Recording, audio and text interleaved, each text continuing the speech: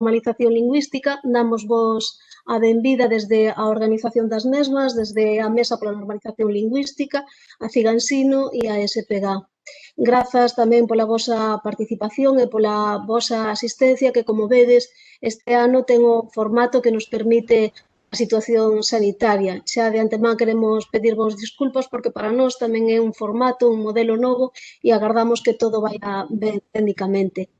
Ben, antes de comezar coa inauguración das xornadas, queremos facervos mención dunha serie de aspectos técnicos e organizativos para que todo vaya saindo o mellor posible. Antes de nada, remitirvos á páxina de Moodle pola que tivestes que pasar antes de acceder á plataforma de webs. Ali tedes todo explicado pormenorizadamente, con máis detalle, para as posibles dúbidas que teñades. Con todo, imos dar unhas pinceladas do que consideramos que é fundamental agora mesmo para que teñades en conta.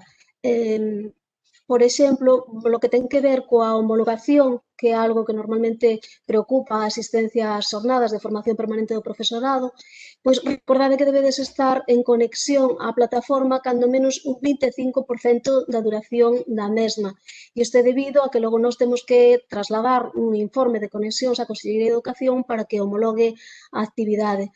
Tamén é un requisito fundamental, tamén é fundamental que teñades en conta que hai que cubrir a enquisa de avaliación que vos aparece na páxina do Moodle ao final da páxina. Leva adiante un logotipo, un deseño dun megáfono.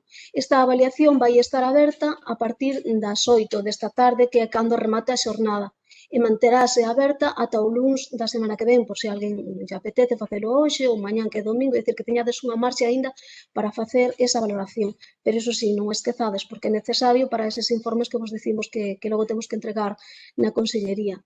Así que se realice o trámite todo da homologación, que aproximadamente será a mediados do mes que ven, e de recibir no correo electrónico que nos indicastes na matrícula un diploma homologado e, paralelamente, para aquelas persoas que sexades traballadoras da Consellería de Educación, recibiredes tamén unha credencial que vos enviará a propia Consellería. Logo xa sabedes que a efectos de recoñecemento, de seserios, de concurso de traslados e demais, xa vos aparecerá volcado automáticamente na aplicación de FProfe. Se houvese algún tipo de problema técnico durante a xornada de hoxe, que, como vos digo, é tamén nova para nós este formato, entón, se houvese algún tipo de problema, remitimos-vos ao correo electrónico que tamén atopades na páxina de Moodle, que é o correo de soporte@forga.gal. Ben, en canto que ao desenvolvemento da videoconferencia de hoxe, queremos indicarvos que é importante que a hora de entrar indiquedes o voso nome correcto. Agora mesmo estamos vendo que hai algunhas persoas que entran únicamente co seu nome de pía. Entón, a hora de que nós teñamos que facer os informes, non contamos co seu nome e apelidos. Na propia páxina de Moodle, no manual que ali está instalado, xa se vos indica como cambiar o nome adecuadamente. De todas formas, tampouco ten demasiado teríades que sair da videoconferencia, non agora, senón ao longo de calquera momento do día, de calquera descanso, volver a entrar e ao lado superior esquerdo da pantalla atopades un lápis no que podedes clicar para escribir o nome correcto e que logo, cando nos vexamos a vosa conexión, nos apareza o voso nome completo. Ben, recomendamos que teñades os vídeos e máis os micrófonos pechados, porque, aínda que neste momento non están todas as persoas conectadas aínda, contamos alrededor de 100 persoas que participan na actividade. Entón, o feito de que se abran os micrófonos e os vídeos pode repercutir negativamente na emisión da videoconferencia e interrumpir os relatorios, non, ou a participación das persoas moderadoras.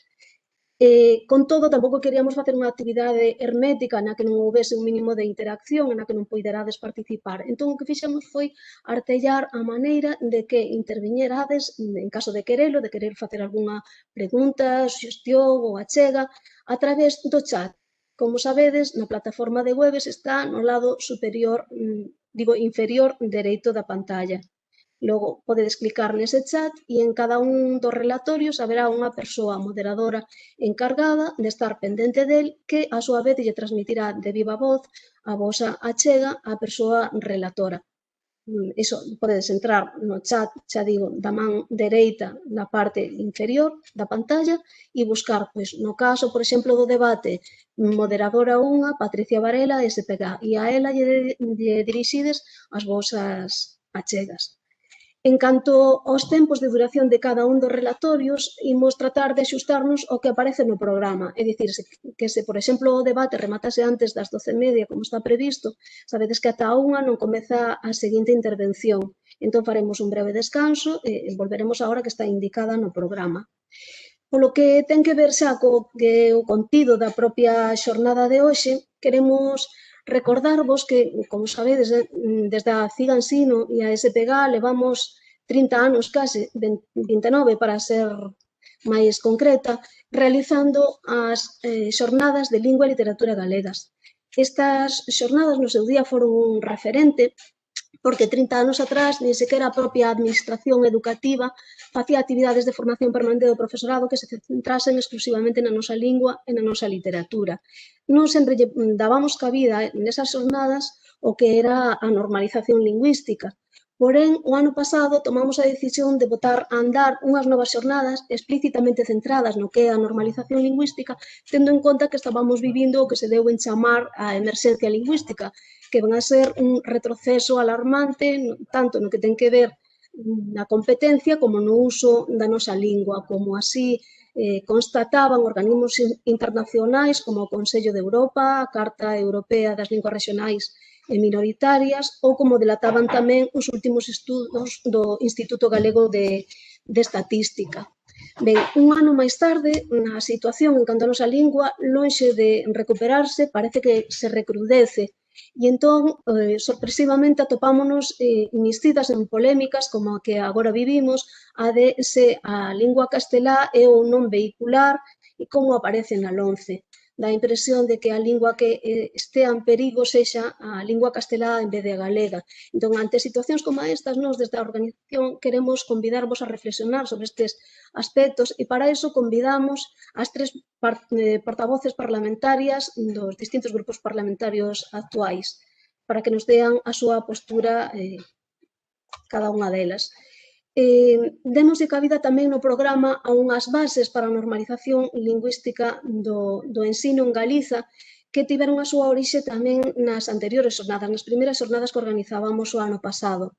Ante a constatación de que a escola se estaba convertindo nun elemento desgaleguizador, pois o que procuramos desde esas xornadas as entidades organizadoras foi botar a andar unhas bases para un plan de normalización lingüística que cando menos tivese en conta ou procurase que todas as materias se pudesen impartir en lingua galega e que tamén se dese en todos os niveis educativos.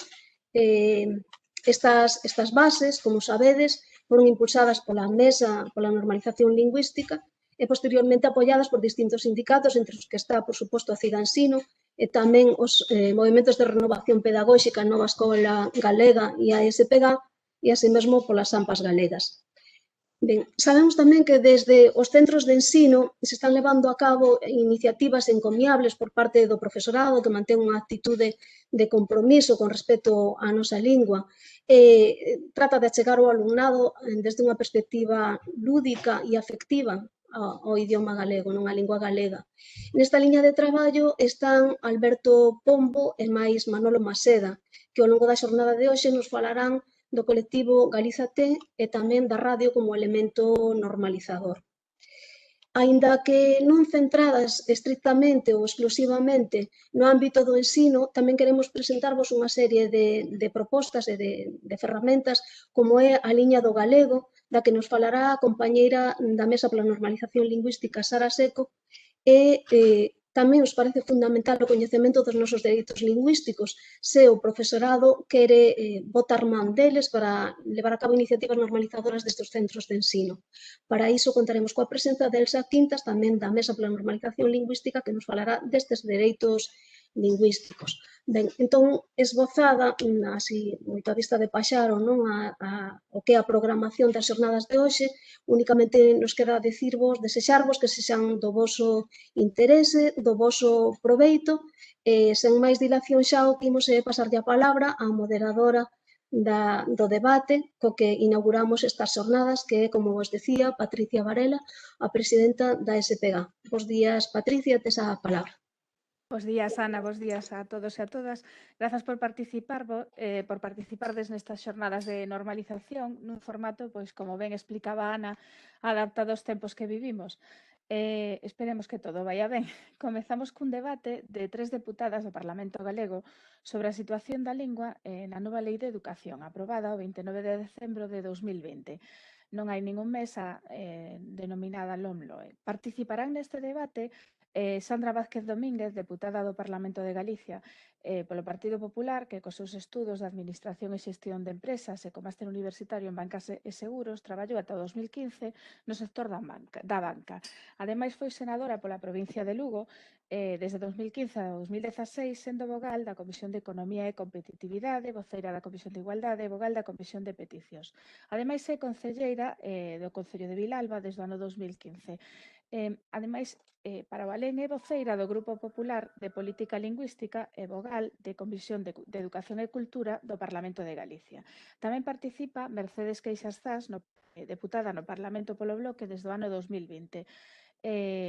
Mercedes Queixas Zas penso que é ben coñecida por moitos de nós que somos traballadores do ensino, xa que é profesora do ensino secundario desde o ano 96 e traballa a prol da normalización lingüística xa desde hai ben tempo. Foi coordinadora da editorial Laio Vento, secretaria xeral da Asociación de Escritores e Escritoras en Lingua Galega, ELGA, coordinadora territorial de equipos de normalización e dinamización lingüística entre 2007 e 2010 e, ademais, é membro correspondente e académica correspondente da Real Academia Galega desde o ano 2018. Alén diso, é autora de diversos ensaios de carácter divulgativo e ten participado en múltiples foros sobre a normalización lingüística. Neste momento, vogal da Comisión de Educación e Cultura. E, por último, participará Noa Díaz Varela, deputada do Partido Socialista de Galicia nesta legislatura, licenciada en Xornalismo pola Universidade de Santiago e en Publicidade e Relacións Públicas pola Universidade de Vigo. É a secretaria de Cultura do PSDG, foi concelleira en Santiago de Compostela ata setembro de 2020, cando foi nomeada deputada. Dende o 95 ata 2019 foi xornalista do Gabinete de Comunicación da Universidade de Santiago e tamén coordinou o libro A esforzada conquista da autonomía 1979-1981 de Ceferino Díaz e na legislatura actual é a secretaria da Comisión de Educación e Cultura do Parlamento de Galicia. A seguir, voulles dar paso na mesma orde desta presentación.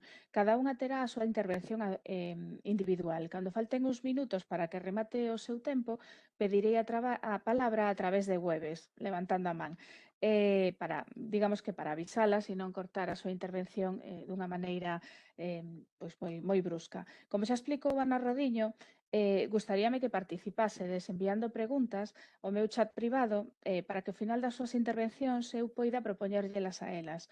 Moitas grazas e damos paso a Sandra Vázquez.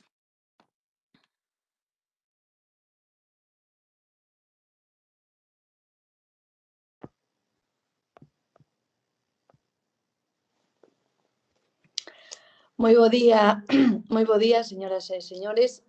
Quero agradecer en primeiro lugar o convite ás segundas xornadas de normalización lingüística que organiza a Formación Ciga Ensino. Parabéns por esta iniciativa. Como non a Ana Rodiño por ter un contacto máis directo e a toda a súa equipa. Agradecer a Patricia Varela a súa presentación e dar tamén a benvida ás compañeiras que van a estar comigo neste debate, que son compañeras tamén na Cámara Legislativa Parlamentaria, a señora Queixas Zas e a señora Díaz Varela. E, como non, agradecer a todas as persoas que nos están a seguir mediante esta canle de webes.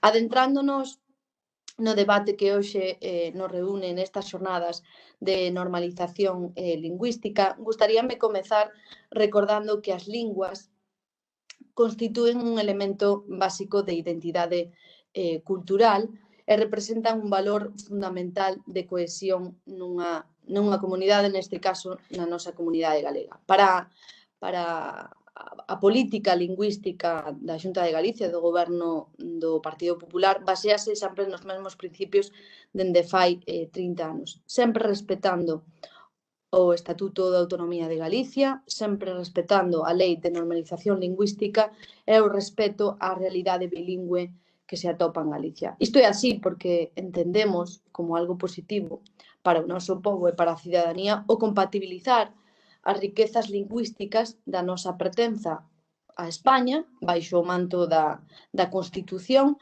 orixe da legitimidade para a lingua que logo foi quen de ampliar o Estatuto de Autonomía de Galicia e logo a Lei de Normalización Lingüística.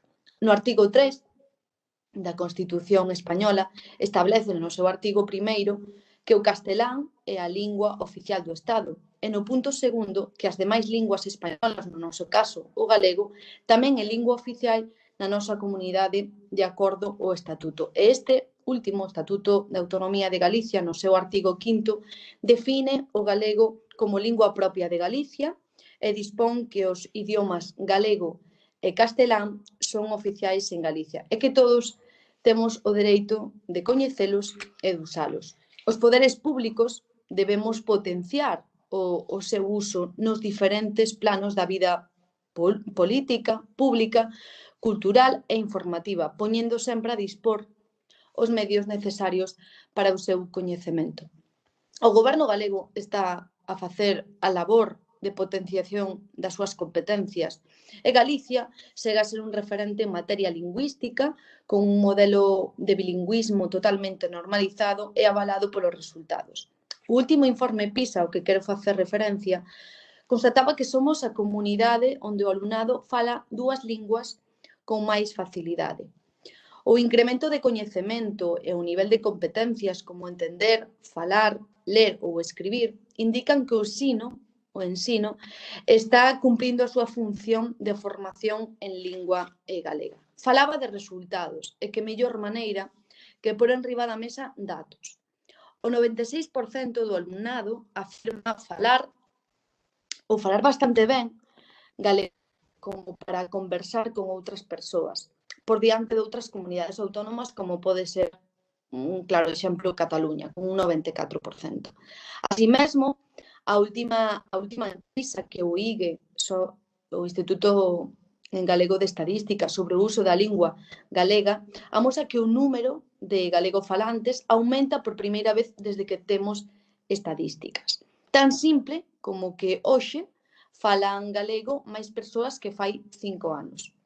Hai un leve repunte do uso da lingua galega como lingua habitual. En concreto, o 51,88% da poboación, fronte ao 50,9% no ano 2013, é monolingüe en galego ou bilingüe co predominio do galego.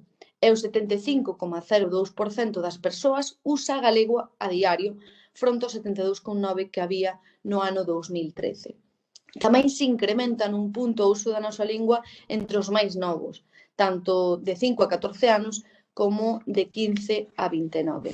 E por primeira vez, isto é de resaltar, sobre todo na actualidade que estamos a vivir unha era máis tecnolóxica, hai un estudio por parte do Instituto que analiza tamén o emprego do galego nas redes sociais, cunha presenza destacada do 48%, e reforzase Internet en 4,5 puntos.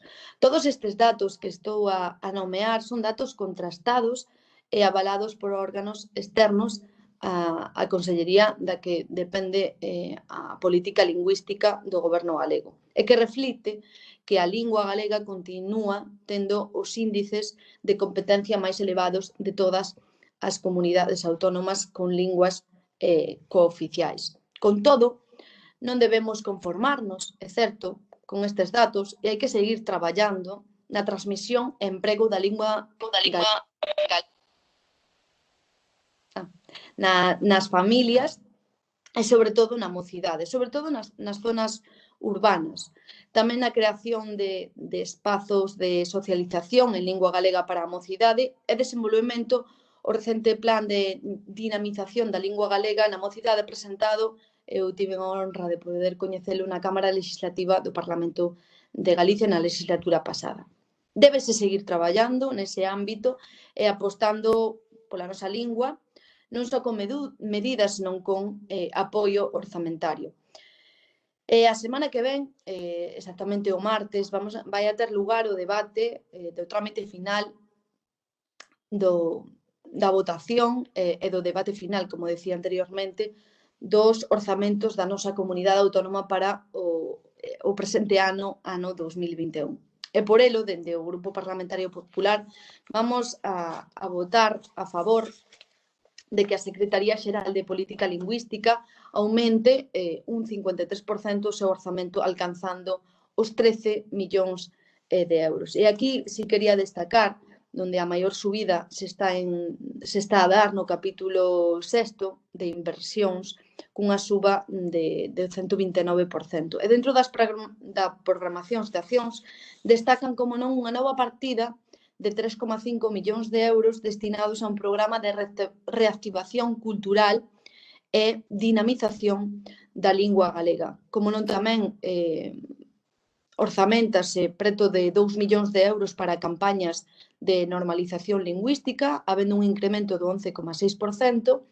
Tamén, dentro dos programas que fai a Secretaría Xeral de Política Lingüística, programas de promoción do galego, acadando preto do 1 millón de euros, cun incremento do 35,7% en relación ao ano anterior, ao ano 2020, 800.000 euros para actividades en formación para a normalización e a seguir, como non, traballando neste eido por seguir non invertindo en normalización lingüística e, como non, en campañas para dinamizar a nosa lingua. Non quero rematar sen o sempre nomeado decreto do plurilingüismo que abriu a porta ao estudio de linguas estranxeiras en Galicia. O inglés está implantado cada vez máis en máis centros plurilingües e outras linguas como o portugués, que o estudan máis de 3.600 alumnos en Galicia, dende que durante o goberno presidido polo presidente Alberto Núñez Feijóo se aprobou e implantou a Lei Paz Andrade. Nos últimos tempos estamos a vivir, e con isto quero enlazar un pouco o debate do que estamos a falar en relación á nova Lei de Educación. Bueno, estamos a vivir tempos de incertezas e de asombro pola recén aprobada Lei de Educación, a Lei LOMLOE, unha proposta de cambio no eido educativo. Creemos que debe facerse sempre no marco dun pacto de Estado social pola educación. O foro polo acordo educativo impulsado polo goberno do que eu formo parte, polo goberno do Partido Popular, e que desapareceu precisamente cando pola chegada do goberno de Pedro Sánchez. Perdeuse esa oportunidade histórica para acadar un consenso imprescindible para o futuro da nosa educación. En Galicia seguimos a apostar por preservar a calidade do noso sistema educativo ante unha LOMLOE que deriva a unha merma da calidade, da equidade e da igualdade de oportunidades, de reforzar a inclusión educativa, pero non atende debidamente a diversidade do alumnado e vai en contra dos elementos vertebrais do conxunto de España. Consideramos que é preciso chegar a puntos de encontro de interese para o conxunto da comunidade educativa e que o Goberno central podería aproveitar o traballo previsto previo de Galicia en cuestións como a formación profesional, que tanto está de actualidade e que xa viñamos reclamando do que vai a correr cos profesores de formación profesional, a inclusión ou a redución do abandono educativo. En canto á referencia da lingua que está a ter a nova lei, debemos salientar que en Galicia non é motivo de confrontación a nosa lingua. Galicia nunca vai apoiar modelos que busquen empregar as linguas como excusa para o conflito ou a ruptura. Seguimos a ser un referente en materia lingüística e non imos a permitir que este modelo de convivencia se vexa alterado por decisións que respondan a outro tipo de intereses e fomenten a intolerancia. Creo que o galego é unha gran riqueza, que a nosa lingua é unha gran riqueza cultural e así o debemos seguir mantendo, seguir loitando. Creo que pola miña parte, na miña primeira exposición, quero rematar aquí, non sen antes agradecer a vosa invitación e, como non, quedar a disposición de todas aquelas persoas que nos queiran facer calquer consulta.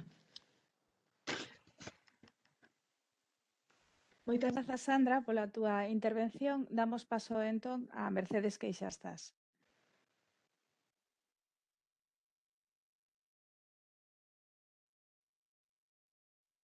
Mercedes. Hola, Hola. moi bo día. Un placer encontrarme con todos e con todas vós. Parabéns por tantas décadas de traballo continuado, persistente e inxente no ámbito da educación pública galega e tamén, é certo, no ámbito da normalización lingüística. Eu recoñezo que no meu haber formativo continuo dende o ano 96 en que fago parte como docente de Lingua e Literatura Galega do sistema público docente, esa boa parte desa formación recoñezo que veu de moitas xornadas como esta, abeiradas pola CIGA, pola SPG fundamentalmente. Moitísimas grazas por continuar con este traballo e, ademais, tamén moitísimas grazas, evidentemente, pola organización e polo convite a falar dun tema que, pois, efectivamente, como dixo Patricia na presentación, lévame ocupado e preocupado moitísimos anos e agora, pois, teño tamén a honra de poder seguir traballando nel dende unha perspectiva máis abertamente política, non? Dende o Parlamento Galego como diputada parte do grupo parlamentario do Bloque Nacionalista Galego.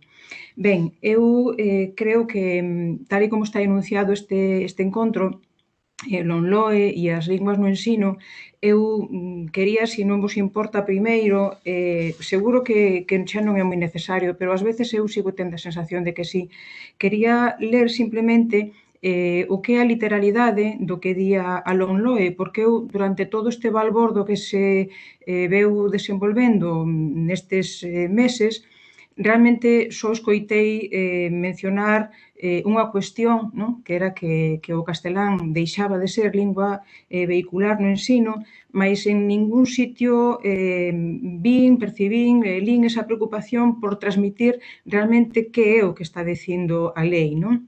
Entón, se me permitides, leo a literalidade dos tres primeiros puntos, non? Porque eu creo que eses son os marcos, non? Nos que temos que traballar e sobre os que temos que dialogar. Nesta disposición adicional, 38ª, o que di a LONLOE, leo literalmente, é o seguinte: las administraciones educativas garantizarán el derecho de los alumnos y las alumnas a recibir enseñanzas en castellano y en las demás lenguas cooficiales en sus respectivos territorios, de conformidad con la Constitución española, los estatutos de autonomía y la normativa aplicable.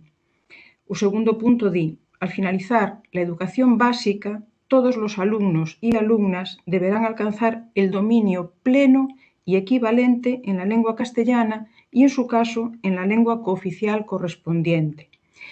Y o punto 3, xa remato con esta lectura, di: las administraciones educativas aplicarán los instrumentos de control, evaluación y mejora propios del sistema educativo y promoverán la realización de análisis por parte de los centros, de modo que se garantice que todo el alumnado alcance la competencia en comunicación lingüística en lengua castellana y, en su caso, en las lenguas cooficiales, en el grado requerido. Asimismo, impulsarán la adopción por parte de los centros de las medidas necesarias para compensar las carencias que pudieran existir en cualquiera de las lenguas. Isto é o que di a legislación e creo que aquí están as claves das necesidades de eivas que nos temos detectado na política lingüística educativa galega e tamén todo un horizonte de futuro, unha porta que se abre para que mudemos aquilo que non está funcionando ben co obxectivo de conseguir o que nos di a lei, que é esa plena competencia lingüística nas dúas linguas oficiais e que no caso de que haxa algún tipo de carencias, pois que efectivamente se tomen as medidas oportunas para reconducilas de maneira que cheguemos todos e todas en igualdade de condicións a ese obxectivo final. Ben, o que se quixo converter nun problema foi o feito de que non apareza explicitado que o castelán é lingua vehicular. Ben, que non apareza, a ninguén se lle vai ocorrer pensar que vai deixar de ser a lingua vehicular do ensino dentro do Estado español, porque é imposible que sexa de outra maneira. Non creo agora que a todo o mundo se lle ocorra poñer como lingua vehicular do ensino en España pois, o chinés, o wolof, o swahili ou o alemán, en absoluto. É dicir, nada vai mudar, é crear un conflito outra vez claramente interesado, evidentemente desde unha ideoloxía persistentemente negacionista, mas é inventar un conflito que non existe, unha pura e absoluta falacia. Como non existía antes do 2013. Este concepto incorporouse na anterior lei chamada Lei Wert, precisamente por esa sociolingüística ideolóxica con un carácter claramente negacionista das linguas que son cooficiais nos nosos territorios, como son o galego, ou o éuscaro ou o catalán. Polo tanto, nada pasaba antes, o castelán era lingua vehicular antes do 2013 e nada vai deixar de ser así a partir de agora polo feito de non aparecer explícito. Ben, aquí en Galiza xa levamos varios anos, algunhas dunha década, afeitos a este xogo enganoso, a esta trampa con certo tipo de vocabulario, como pode ser lingua vehicular, ou como pode ser plurilingüismo, como pode ser liberdade ou imposición. Mas eu estou segura que, precisamente, algo máis dunha década despois, a sociedade galega é perfectamente consciente do que significan as palabras e, sobre todo, para que o usan algunhas persoas, algúns pequenos, eu creo que nada representativos grupos sociais, aínda que si é certo que amparados por ideoloxías políticas que abrazaron esta forma de entender, de seguir entendendo as nosas linguas como nunha estratificación, non? Onde o castelán nunca pode deixar de ser a lingua hexemónica, a lingua 1, a lingua A, e o galego ten que seguir sempre nesa reserva subsidiaria da lingua dependente, da lingua B, da lingua que apenas pode ter un desenvolvemento pleno en ámbitos estritamente culturais ou moi minorizados, moi do ámbito particular, íntimo, etc. Non? É dicir, para as cousas importantes o castelán e para as do día a día, as da rutina, as de comer e as de entre nós, quedamos co galego. Ben, hai puntos de partida, lóxicamente, neste tipo de ideoloxizacións arredor das linguas e de confrontación que son totalmente contraditorios e pudémolos comprobar durante esta década. Eu creo que agora mesmo do que podemos falar é, se queremos facer unha especie de variación, é que estamos ante a crónica dunha desfeita anunciada. Estes días revisitando tanta bibliografía como se publicou a raíz da aprobación deste decreto actual, o 79 do ano 2010, realmente todo o que se dicía ali, todo se veu cumprindo punto por punto até chegar hoxe en día. Non? É dicir, por unha banda, hai un discurso, envólvesenos todo nun maravilloso paquete de agasallo, con un lazo excepcional de coloríns, moi rechamante, que di que a diversidade lingüística é maravillosa, todo o mundo temos que defendela e así o facemos, a conciencia. Por suposto, aprender linguas, saber varias linguas é o mellor que che pode pasar como ser humano e, desde logo, a inmersión lingüística é o mellor método didáctico de aprendizaxe para unha segunda lingua, unha terceira ou unha cuarta. Non? É dicir, todo iso é perfectamente aceptado e, ademais, é propiciado e incluso se recoñece que ten que haber un investimento público en conseguir que isto sexa así para todo o mundo. Ora ben, este discurso tan correcto, tan modernísimo e tan incorporado cae absolutamente, o castelo vaise en canto introducimos aí o concepto galego, é dicir, que iso tamén en galego, non? Entón, aí sí que non. Aí xa temos que mudar as tornas e cambiar. Se nós pretendemos incorporar o galego nesa consideración sociolóxica do plurilingüismo, entón non, porque intentar que o galego entre tamén nese sistema de equidade e de recoñecemento dentro do plurilingüismo, pois xa empeza a ser algo sectario, empeza a ser limitador, contraproducente e incluso pode chegar a invalidar a adquisición dunha lingua tan importante que, por suposto, que o é como o castelán, non? É dicir, non camiñan en paralelo o que son os discursos que defenden o plurilingüismo, a importancia e equidade de todas as linguas, a necesidade de aprendelas e de ter unha posibilidade de vida nelas, e, por suposto, empezando pola propia, pola principal, senón que vale para todas menos para o galego. Aí xa hai que cuestionalo absolutamente todo e hai que seguilo relegando a unha situación de secundarización ou de subsidiariedade. Ben, a maiores aínda isto se complica, non? E se retorce, porque cando se fala desa defensa do plurilingüismo e da importancia das linguas estranxeiras, todo isto que se dixo nestes últimos anos realmente só se reconduciu ao inglés.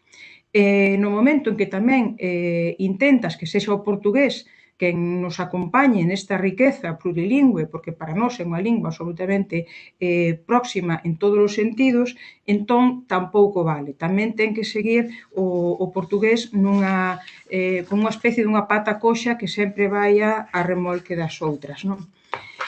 Eu creo que o colmo de todas estas contradicións a respecto do plurilingüismo, da aprendizaxe plurilingüe, da adquisición de linguas, etcétera, o propio espello o temos na consideración deste Estado plurilingüe, non? Que o é na teoría, mas logo na práctica non é. Eu podo ir á Escola de Idiomas da miña cidade a estudar, eu creo que calquera dos idiomas que podamos pensar agora mesmo, e, sin embargo, non podo estudar catalán ou euskera, non? E o mesmo pasa en calquera Escola de Idiomas do Estado, non? Podes acceder ás linguas máis remotas, máis alleas ao teu código lingüístico, e, sin embargo, non podes ter un coñecemento plurilingüe das linguas do Estado, non?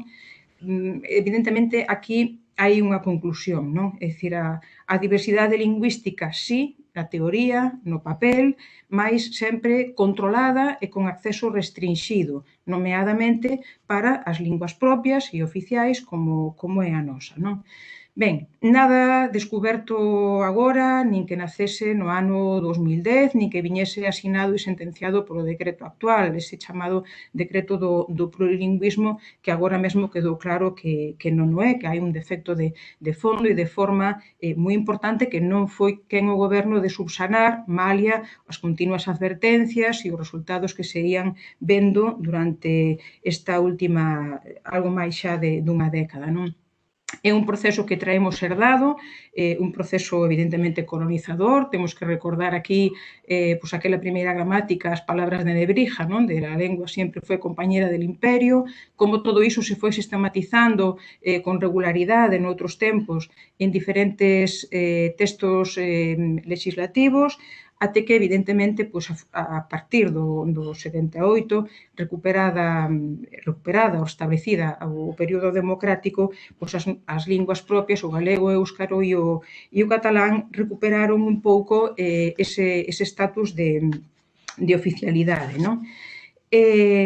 É bon facer historia, eu sei que agora hai unha afortunadamente novísima incorporación de compañeros e compañeras ao ensino, e é importante facer un pouco tamén así, aínda que non vai dar tempo aquí a entrar con detalle, pero facer un pouco de contextualización do que foi a política lingüística no ensino galego. Basicamente son 3 normas, podemos sintetizalas así, non? Eu convido-vos a que busquedes para contrastar como foi dende o propio texto, dende os propios decretos, como foi a evolución na consideración do galego, do fomento do uso do galego, de traballar para uns obxectivos verdadeiramente normalizadores dende o ano 95, que foi o primeiro decreto, o 247, até o actual, pasando polo intermedio, que foi o 124 do ano 2007. É dicir, que só temos en todas estas décadas tres normas legais, no 95, no 2007 e no 2010. Teño que decir unha cousa, e é que o avance entre o primeiro e o segundo, entre o 95 e o 2007, veu precedido non só por un evidente desgaste de 12 anos, non? Sino tamén por unha avaliación daquel decreto que xa naquel momento sabíamos, percibíamos que non estaba a cumprir os seus obxectivos normalizadores e adoptar dese pedimento, dese mandato legal de dotar da dobre competencia nas dúas linguas oficiais, non? Dicir, o decreto de 2007 non naceu dun capricho, dunha routada do goberno daquel momento, ni moitísimo menos, non? Foi que había unha necesidade de superar un decreto que xa non daba resultado. Había un informe moi importante do Consello Escolar de Galicia que alertaba precisamente de que a lingua galega non estaba a ter a suficiente atención como para que o alumnado, cando rematase a escolaridade obrigatoria, tivese conseguida esa dobre competencia. E houve, ademais, un documento precedente que foi moi importante, que foi unha demostración da nosa capacidade de consenso, de diálogo e de debate, pero para chegar a acordos. Non de diálogos e de debates finxidos para que, ao final, o texto só sexa o que eu quero contra todo o mundo. E quero referirme aquí a un texto que é certo que non ten non é unha norma legal, non? Mas é un documento fundamental xa só por estas características e porque foron anos de traballo e de moita xente, de moitos colectivos que foron capaces de chegar a un grandísimo documento de consenso que foi absolutamente arrombado polo goberno do Partido Popular e é o Plan Xeral de Normalización Lingüística, onde se establecían diferentes sectores con diagnoses da situación da lingua en relación a diferentes ámbitos e o sector 2 céntrase no ámbito da educación, da familia e da mocidade e onde se establecían varias estrategias, varias medidas para levar a cabo dunha forma planificada durante un tempo, non? Insisto que este plan, que é realmente o modelo do diálogo e do consenso, o Partido Popular arrombouno, prescindiu absolutamente del cando foi precisamente baixo un goberno do Partido Popular cando se executou este documento, non? Está asinado por Manuel Fraga Iribarne. Só quería decir que entre estes tres, cando se fala de política educativa, de planificación lingüística, de nunha política dun goberno, hai que falar sempre de claves sociolingüísticas, hai que falar dos contidos que realmente dan pé a esa planificación. Non podemos planificar lingüísticamente con uns parámetros ou con uns criterios que están fora da sociolingüística, non? É dicir, non son pura ideoloxía partidaria, ni moitísimo menos. Ten que haber un asentamento documental, non, propio desta materia. E eu, simplemente, tamén para introducir estes conceptos e para convidar a que traballedes sobre eles, o modelo do 95, entre os diferentes modelos de adquisición de lingua en contextos bilingües que hai, o modelo do 95 era o que se chamaba un modelo de conxunción de linguas de bilingüismo complementario, onde convivían as dúas linguas oficiais á hora de impartir a docencia, non? Pero non había ningún tipo de impedimento en usar unha ou usar outra e os centros tiñan, evidentemente, a súa marxe de manobra para adecuar eses proxectos lingüísticos, non? Ben, ante aquelas alertas e ante aquelas recomendacións de seguir dando pasos adiante, por certo, como nos di a Lei de Normalización Lingüística, que temos que ter sempre un carácter progresivo cando vayamos traballando e avanzando en materia de normalización lingüística, pois nese decreto do 2007 seguíase mantendo un modelo de conxunción de linguas, pero dábase un paso adiante dentro do que en sociolingüística se chama un bilingüismo aditivo, é dicir, que se procuraba efectivamente un reforzo positivo nalgúnha materia, como naquel momento eran as matemáticas, unha materia de prestixio social, onde se recomendaba a impartición desa materia en lingua galega. Ou, por suposto, tamén se procuraba atender a que o galego tivese unha presencia importante en infantil, porque xa sabemos o que significa nesta etapa a adquisición da nosa lingua, non? Ben, pois que pasou logo no ano 2010, no decreto actual, no 79? Pois que, de novo, se dá un paso atrás, en vez de seguir avanzando nese criterio de progresividade en positivo, dase un paso atrás e vólvese, en principio, o que se chamaba un bilingüismo complementario, como no decreto do 95, mas que no certo non é así, porque por primeira vez, e isto é algo que creo que nunca o Partido Popular será capaz de explicar, por primeira vez se proíbe impartir unha serie de materias en galego, cousa que nunca se fixera, non se atrevera a facer, evidentemente, ningún goberno anterior unha vez recuperada a democracia. E ben sabemos que esas materias, ademais, son as do ámbito científico, matemático, é dicir, áreas de grande prestixio dentro da sociedade. Ben, todo este tempo foi un xogo trampa, foi un engano e hoxe en día son moitos os datos que temos que xa validan, infelizmente, e ratifican o paupérrimo resultado deste decreto que exixe canto antes que establezamos algunha medida correctora. Non sei como vou de tempo, Patricia. Ola, pois xa sobrepasaches o tempo, por iso levantei a man. Entón, si non te importa, remata, tes un minuto ou 2 minutos para rematar e deixar a túa exposición ben rematada, ben terminada, vale? Perfecto. Bueno, eu creo que o tempo efectivamente nos fai pasar dende aquela crónica dunha desfeita anunciada pois a necesidade da reconstrución desta desfeita. Non? Neste momento, estes anos eu creo que deron todo de sí. Este decreto tivo unha penalización legal moi importante, xa que sabedes que 2 artigos que eran fundamentais, determinantes e vertebradores da filosofía deste decreto foron declarados nulos polo Tribunal Superior de Xustiza de Galiza.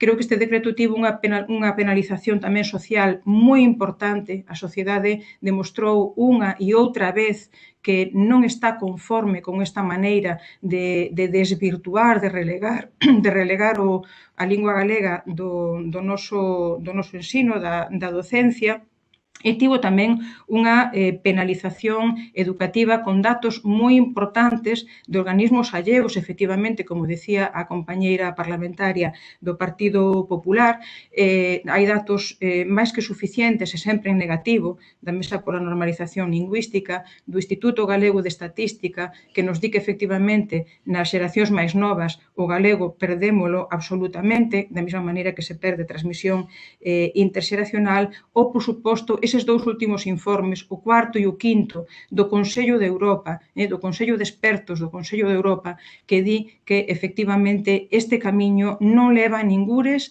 para ben no ámbito da normalización do galego. Polo tanto, é hora sí xa de avanzar nun tempo de reconstrucción, de poñer fin a este tempo negro, de sombras, de avanzar sí no diálogo, sí no consenso, pero cada un modelo lingüístico educativo que sexa realmente de restitución, de reposición no galego na educación para que efectivamente ofrezamos esa posibilidade dunha adquisición de linguas en galego e en castelán para o alumnado, de maneira que cando remate o ensino obrigatorio realmente estea ben capacitado, teña boa competencia lingüística, mas sobre todo teña boa competencia comunicativa, que se encontre realmente seguro para desenvolver a súa vida en galego. Entón, deixo aquí agora e logo volveremos a intervir. Moitísimas grazas e disculpas polo exceso do tempo. Moitas grazas, Mercedes. Ben, entón, cedo a palabra neste momento a Noa Díaz. Sí, hola. Bos días. Bueno, tamén eu quero agradecer, comezar agradecendo o convite a estas segundas xornadas de normalización lingüística e, sobre todo, para falar dun tema tan necesario, non? Como debater acerca da lingua no ensino. En concreto, ademais, estou encantada de participar coas compañeiras con Sandra e con Mercedes, que, por certo, este debate xa o tivemos tamén, xa chegou ao Parlamento, concretamente, ademais, dentro do PSDG, presentamos iniciativas no senso, varias iniciativas no senso no que me vou pronunciar hoxe, non? Que na defensa da LOMLOE no tocante ás linguas, co fin de que se asegure unha plena competencia en galego remate da etapa educativa, porque como explicarei, non é precisamente a competencia en castelán a que está agora mesmo en dúbida, non? Bueno, como representante do partido responsable desta reforma educativa, sí, tamén teño que adiantar aquí que van moitas, demasiadas reformas xa. Bueno, como representante do partido que levou a iniciativa desta LOMLOE, a mí corresponde facer unha defensa, non? Do que marca esta normativa no referido ás linguas no ensino, pero idesme permitir que o faga dende unha óptica un pouco diferente da que levamos escoitando este tempo, porque ata agora o debate, sobre todo, non digo que todo, pero sí sobre todo, centrouse no problema do castelán e eu quero traer este debate aquí para enfocalo no noso idioma, o galego, non? Eu tamén adianto que como deputada do PSDG non vou facer aquí unha utilización da lingua como arma de confrontación, porque penso que precisamente neso coincido coa compañeira do Partido Popular, precisamente as linguas, ou seja, a cultura son xustamente todo o contrario, non? Pero tamén creo que é de xustiza facer algunha aclaración. Bueno, como dicía que ia facer cando dicía que ia facer unha defensa un tanto distinta da reforma desta lei, referíame a que, como digo, a que farei dende a óptica un partido galego que está preocupado pola situación da nosa lingua. Claro, dende o noso punto de vista, todo o rebumbio que se montou xa a finais do ano pasado, cando todo isto comezaba a debaterse, ten que ver cun problema inicial, non? Un problema de concepto, que entendemos que a dereita non o asume, que é non entender o importante valor diferencial que temos fronte a outras comunidades autónomas que non dispoñen doutra lingua propia, non? Dunha lingua propia. Non ser capaces de comprender a riqueza que supón dispor de algo tan importante que non é en absoluto banal como é ter unha ferramenta propia para comunicarnos, non? Todo, absolutamente todo o que nos define e identifica como país ou como pobo pasa pola cultura, pasa pola lingua, non? Entón, claro, para seguir preservando o noso patrimonio, que debemos facelo, e ademais estamos obrigados a facelo, o primeiro é coidalo. Como se coida? Pois protexendo, promocionando. E isto como se fai? Pois comenzado pola escola. De aquí a importancia destas xornadas nas que hoxe estamos a falar e de aquí a importancia desta modificación legislativa da LOE. Bueno, como xa se dixo aquí, a Lei de Normalización Lingüística do ano 83 recolle o galego como lingua propia de Galicia e como tal lingua oficial no ensino en todos os niveis educativos, non? Claro, con isto xa debía quedar, parece que xa debía quedar todo claro, non?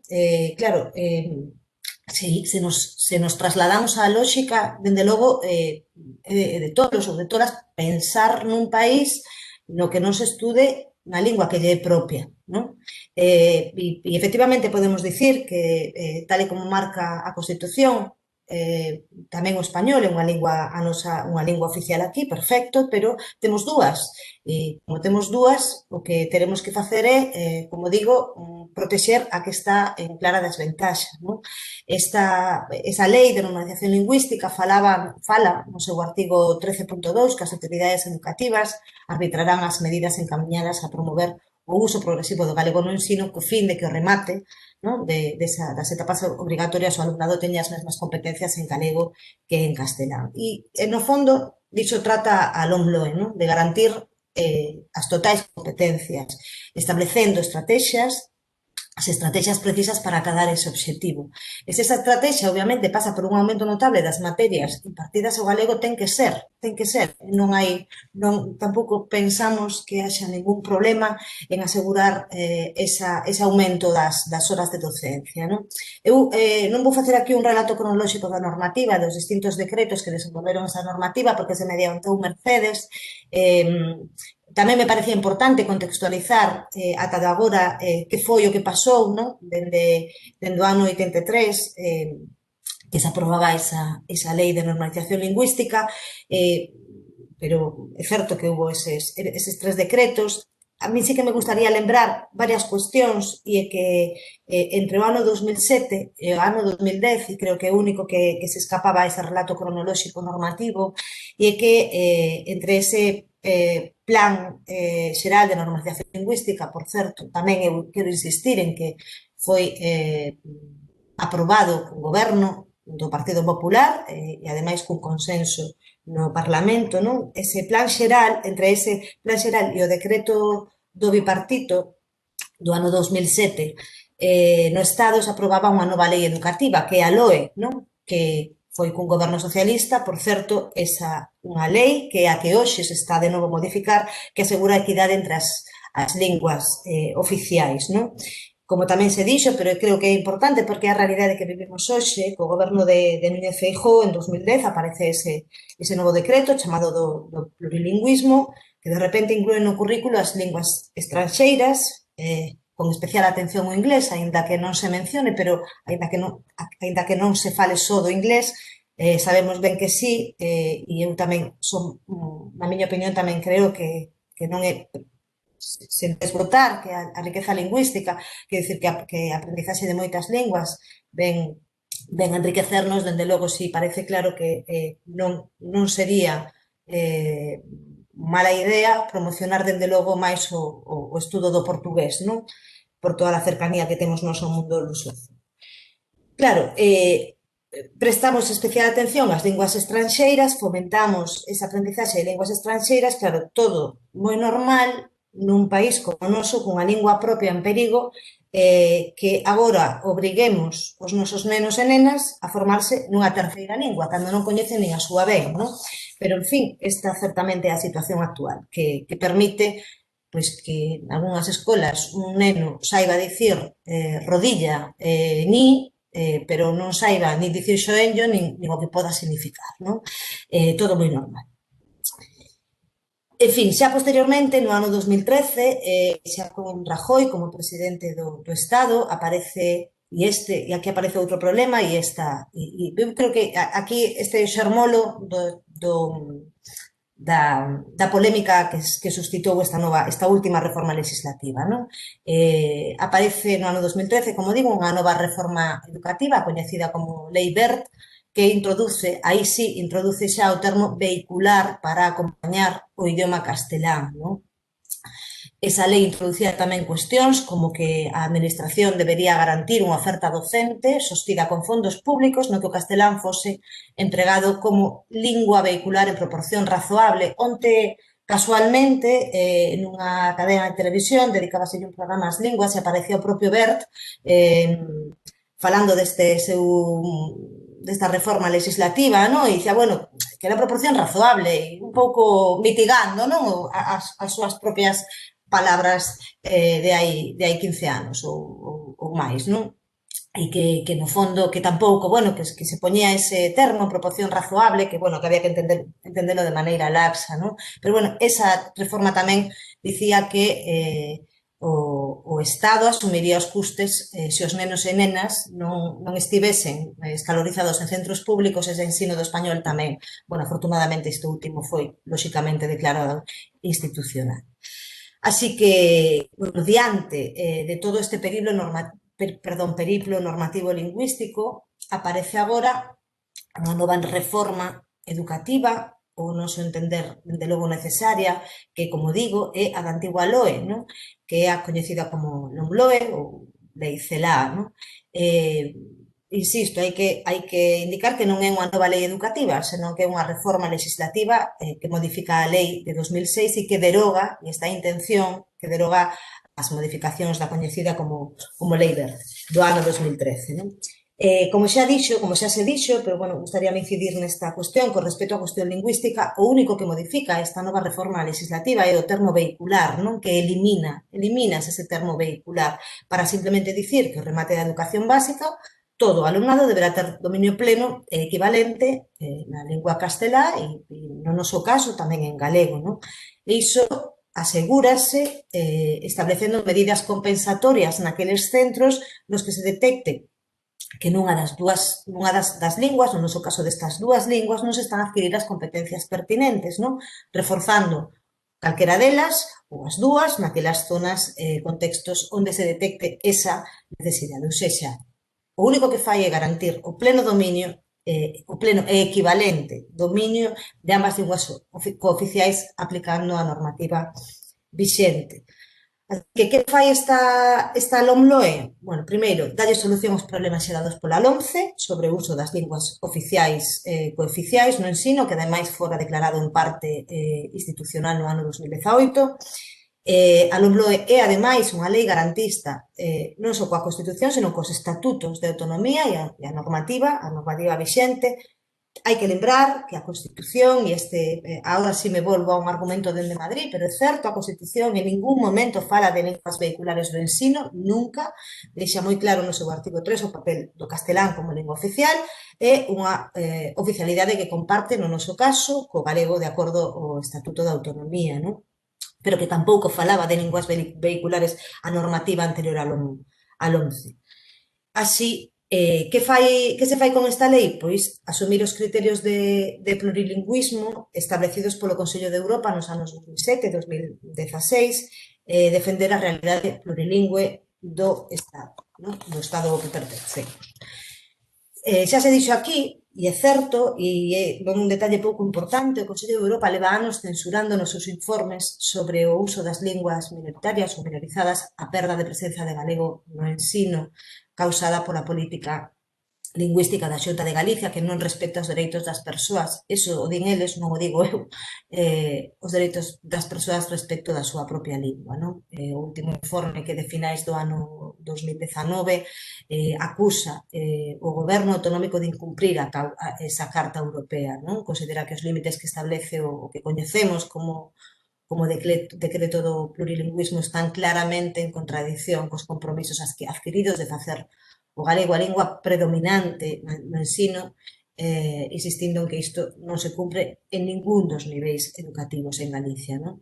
Pero que hai máis, eu non sei de onde sacou os datos a compañera do Partido Popular, nós os que temos son os máis recentes do Instituto Galego de Estatística que mostran realmente unha situación moi preocupante sobre o uso do galego, non? Entre a poboación máis nova, sobre todo. Estamos falando de que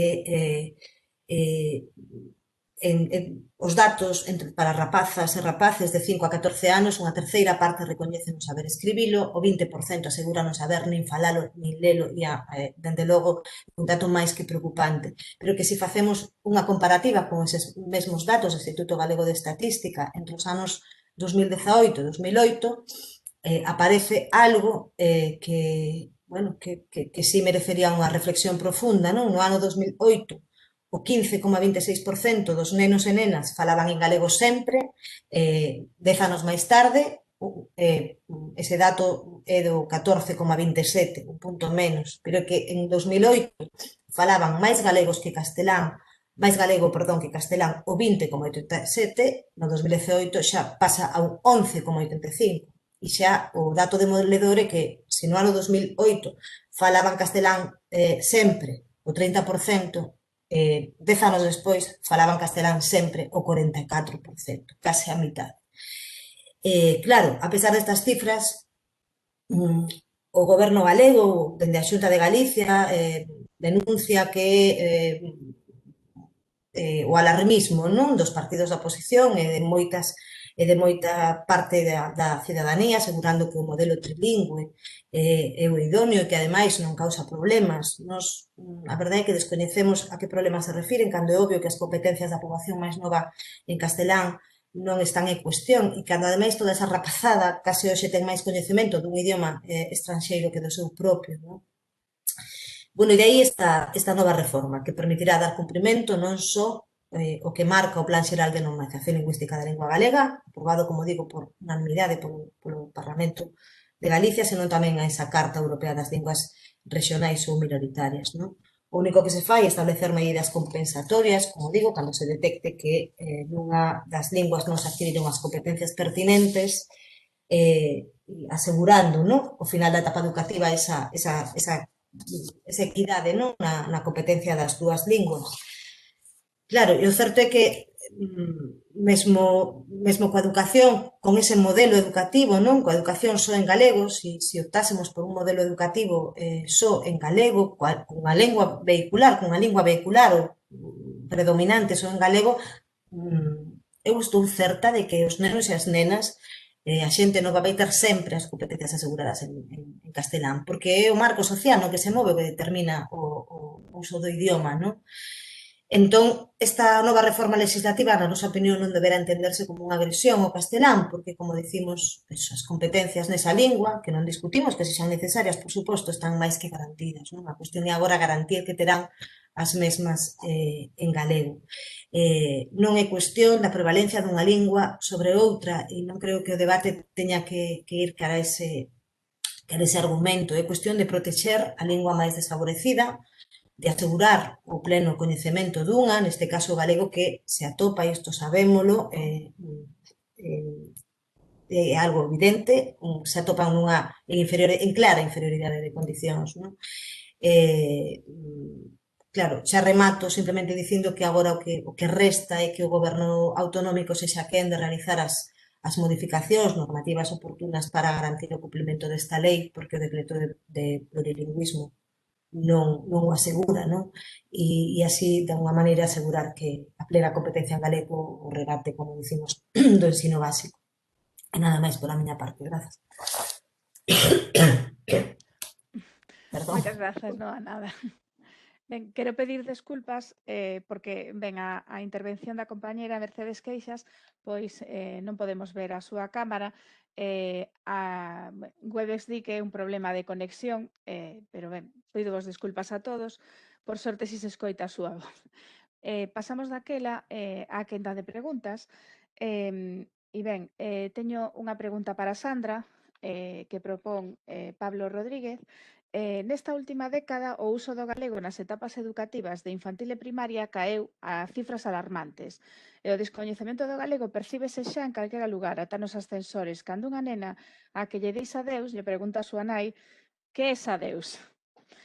O seu partido leva máis dunha década permitindo isto. Pensan algún día darlle a volta a isto e apostar definitivamente polo galego?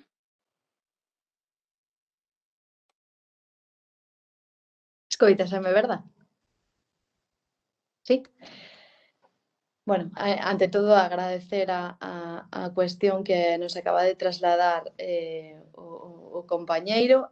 Por parte do Partido Popular, o galego é esencial, non só para na educación, senón tamén no día a día. Comentaba que nas franxas de termo de edad, supoño que se referirá aos datos de 5 a 14 anos, eu quero comentar si un pequeno de 5 anos é capaz de poder contestar a unha enquisa que se poda chegar a facer. Entendo que, polo pouco que puden revisar, a Lei de Protección de Datos non deixa responder a ese tipo de cuestión, máis que nada porque un neno de 5 anos que lle pregunta se pode falar galego ou castelán, que lle vai a contestar a esa enquisa vai ser os pais e nais.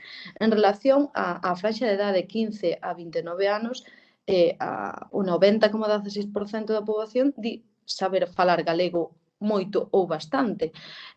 Eu tamén quero recordar que entra tamén a liberdade de expresión, de como se queira expresar un mozo de 15 a 29 anos, se o quere facer en galego ou en castelán. Por parte do goberno galego, creo que se está a traballar no eido, non só da mocidade, non decimos que hai que seguir traballando, porque os datos poden ser mellorables, pero tamén quero recordar que o decreto do plurilingüismo, que recén se falou non só por parte das compañeiras das que formamos parte no Parlamento de Galicia, no ano 2013 as destrezas lingüísticas de entendemento do galego estaban no 95,83%. No ano 2018, que son datos contrastados, por suposto, 5 anos despois, no ano 2018, entendo no 97,46%. Queda moito por facer, por suposto, que se vai a seguir traballando tamén, pero eu creo que se está facendo unha labor para seguir coidando o noso idioma e que se está a desenvolver diferentes medidas para que se siga traballando no eido da lingua e do galego, como non. pero tamén hai que recordar que a liberdade de cada unha das persoas en expresarse no idioma que el desexe sempre debe prevalecer por encima de todo. Non sei se a cuestión está resolta.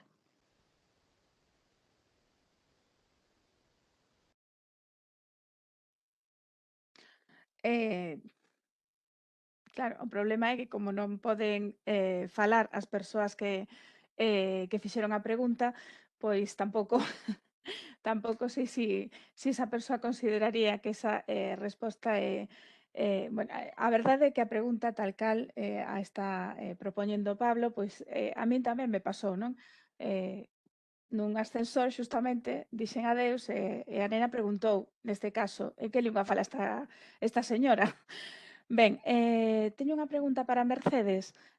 Carme Gasamás pregunta: por onde comezaría o BNG o seu traballo a prol da normalización da lingua nun futuro goberno? Ben, eu non sei se se me ve, se se me escoita, porque teño todo activado. Escóitaseche ben, sí. E non se me ve? Non. Pois teño a cámara. Agora sí. Bueno, vale. Pois, disculpade. Ben, por onde se comezaría? Bueno, eu creo que, neste momento, se falamos neste momento en tempo presente, o que temos é que, evidentemente, comezar un proceso de diálogo, de debate, de compromiso desta etapa de superación dunha etapa que realmente nos trouxo cara a un presente moi negro para o futuro do idioma. Por lo tanto, teríamos que comezar por aí, non? É dicir, a vontade do Bloque Nacionalista Galego sempre vai ser construir, sempre vai ser sumar, porque ese é no plurilingüismo no que acreditamos firmemente, por suposto, sempre desde o galego, desde a incorporación do galego e asegurando o cumprimento dese mandato legal da plena competencia lingüística cando se remata a escolaridade obrigatoria, porque efectivamente a partir de aí sí que poderemos asegurar esa liberdade, non? Un é libre de escoller cando coñece ben entre o que ten que escoller, non? Se non hai ese coñecemento, se non hai ese convencemento e esa seguridade, pois realmente a escolla non vai ser libre, non? Ben nos lo explicaba alguén que eu quero tamén aquí lembrar, como Agustín Fernández Paz, non? Bastantes boas leccións nos deixou, e non só teóricas, senón tamén prácticas. Polo tanto, por onde hai que comezar? Bueno, isto habería que evidentemente consensualo, non? Entre todos e entre todas. Desde logo, primeiro hai que ter a vontade de mudar. Hai que mudar porque nos lo están dicindo así, porque nos lo din todos os datos. Os únicos datos que non nos lo din son os da propia Consellería de Educación, que está infrinxindo curso tras curso, e xa desde o ano 2010, a propia disposición segunda deste decreto do plurilingüismo, que di que anualmente a Consellería fará unha avaliación deste proxecto para asegurar que efectivamente está a dar os seus resultados. En ningún momento, dende o ano 2010, a Consellería fixo este traballo. Polo tanto, non temos, polo menos non temos coñecemento público de cal é o resultado interno que a Consellería, coa que a Consellería avala o suposto éxito deste decreto, non? Agora mesmo a compañera parlamentaria do Partido Popular facía referencia a datos, pero son sempre datos alleos, que por suposto teñen toda a súa validez, mas eu sigo e seguimos no BNG reclamando esta análise, este estudo ao que obriga a propia disposición segunda, non? Parece como que o Partido Popular autoemenda a súa propia normativa. Polo tanto, vamos dar resposta ao que nos está pedindo o Consello de Europa, que mudemos inmediatamente. E, ademais, decía literalmente que procedía eliminar de forma inmediata as limitacións á docencia do galego. Por lo tanto, teremos que empezar por aquí, por eliminar todo tipo de limitacións para unha docencia regular do galego en galego, non?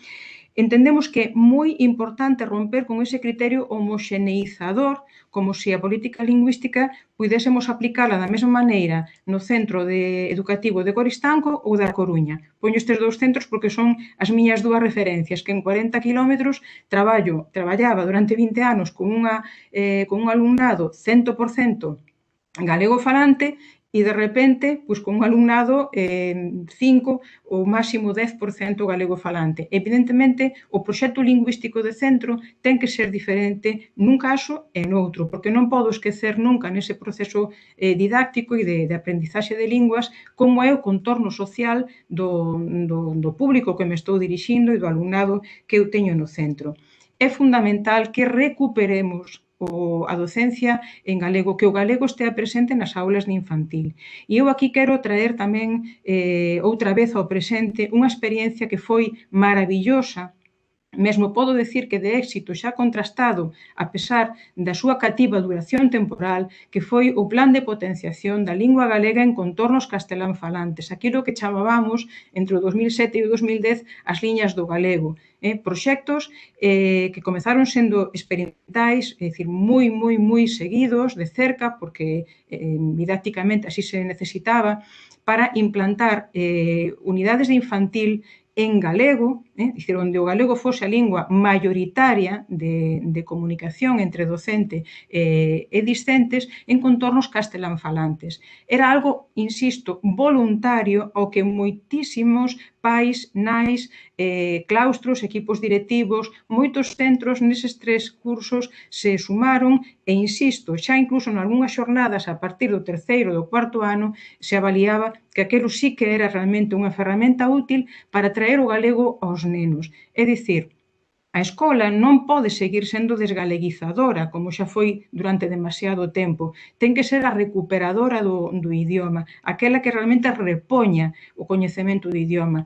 Primeiro, para aquelas familias que son galegofalantes e que queren que o seu fillo sexa tamén galegofalante, que poden seguir mantendo esa comunicación en galego. A escola ten que afianzar ese coñecemento do galego en galego e desde o galego para todo tipo de aprendizaxes. Pero tamén para aquelas outras familias, recordo moitas que así mo comentaban naquel momento, aquelas familias que xa perderon o galego na súa propia comunicación, que xa igual o romperon na xeración anterior, é dicir, que non se ven capacitadas porque perderon ese uso espontáneo ás súas fillas e os seus fillos, pero que sí que querían que polo menos a escola fose quen de achegarlles ese idioma. E logo tamén recoñecían que eles mesmos, o pai, a nai, acababan reincorporando e volvendo a recuperar o galego que tamén ese fillo e esa filla pequeno de 3 anos ia traendo, non, coas súas palabras soltas da escola. É dicir, era un proceso tremendamente ilusionante e tremendamente esperanzador para recuperar a competencia. Estou segura que cando hai unha boa competencia tamén hai uso. E logo, que medidas máis habería que implantar canto antes? Evidentemente, temos un problema de desatención na formación do profesorado. Non todo o profesorado, polo simple feito de ser galego, se sinte plenamente capacitado para impartir a súa materia en galego e para facer unha formación de calidade nos contidos propios da materia, pero tamén desde unha lingua de calidade. A formación, que tamén entre os anos 7 e 10 tivo un peso específico moi grande, formación en linguaxe específica en galego da túa materia, pero tamén en planificación lingüística e en normalización lingüística, unha palabra que estes anos se enterrou propositada e premeditadamente, pero que non podemos renunciar a ela, porque, como alguén di, aquí ya somos todos normales. Non se trata diso, trátase de que temos que recuperar usos para o galego que están proscritos ou que agora mesmo tamén no ámbito do ensino non están permitidos. Por lo tanto, hai que ter unha aposta novamente redobrada en formación. E precisamos tamén apostar en materiais, porque mesmo no caso de unha docente querer impartir a súa materia en galego e ter uns recursos didácticos, pedagóxicos de calidade útiles para ese o proceso de ensino-aprendizaxe, o certo é que nos encontramos con que non os hai. Hai moitísimas materias en que, aínda que queiras, non tes ese material docente. E incluso, ou aínda, eu diría que agraviado, no ámbito digital. Agora que precisamos, obviamente, todo o apoio didáctico do que é o ámbito da virtualidade, non? Do mundo digital. Dicir, aí aínda é moito máis escaso. Dicir, un goberno ten que apostar en que esa lingua que está aínda nunha situación desfavorecida, teña que dar pasos adiante progresivamente, non? E isto, evidentemente, pois non existe, non se dá por parte do Partido Popular, que ten unha concepción moito máis restringida, que asocia a política lingüística ao marco casi exclusivamente cultural, que é unha pola dese traballo, pero non pode ser a única. Estáse desatendendo a moitas outras, non? E, sobre todo, nomeadamente no ámbito da educación. Moitas grazas, Mercedes. Ben, a seguinte pregunta é para Sandra. Esperad un segundillo que vou desactivar algún micro que hai por aí. Xa está. Vale. Ben, a pregunta propuxo a Laura Rojo e a pregunta é a seguinte. Eu quixera dicirlle a Sandra que efectivamente o IGE fala de que unha porcentaxe alta de galegos fala galego, pero tamén di o IGE que esa alta porcentaxe se atopa en maiores de 50 anos e que non ocorra así cos rapaces e coas rapazas. Ao mesmo tempo, quixera preguntarlle como están a facer a avaliación que o propio decreto de plurilingüismo marca dentro do ensino, porque solamente vemos referencias á avaliación exterior, pero non á avaliación desde dentro do ensino.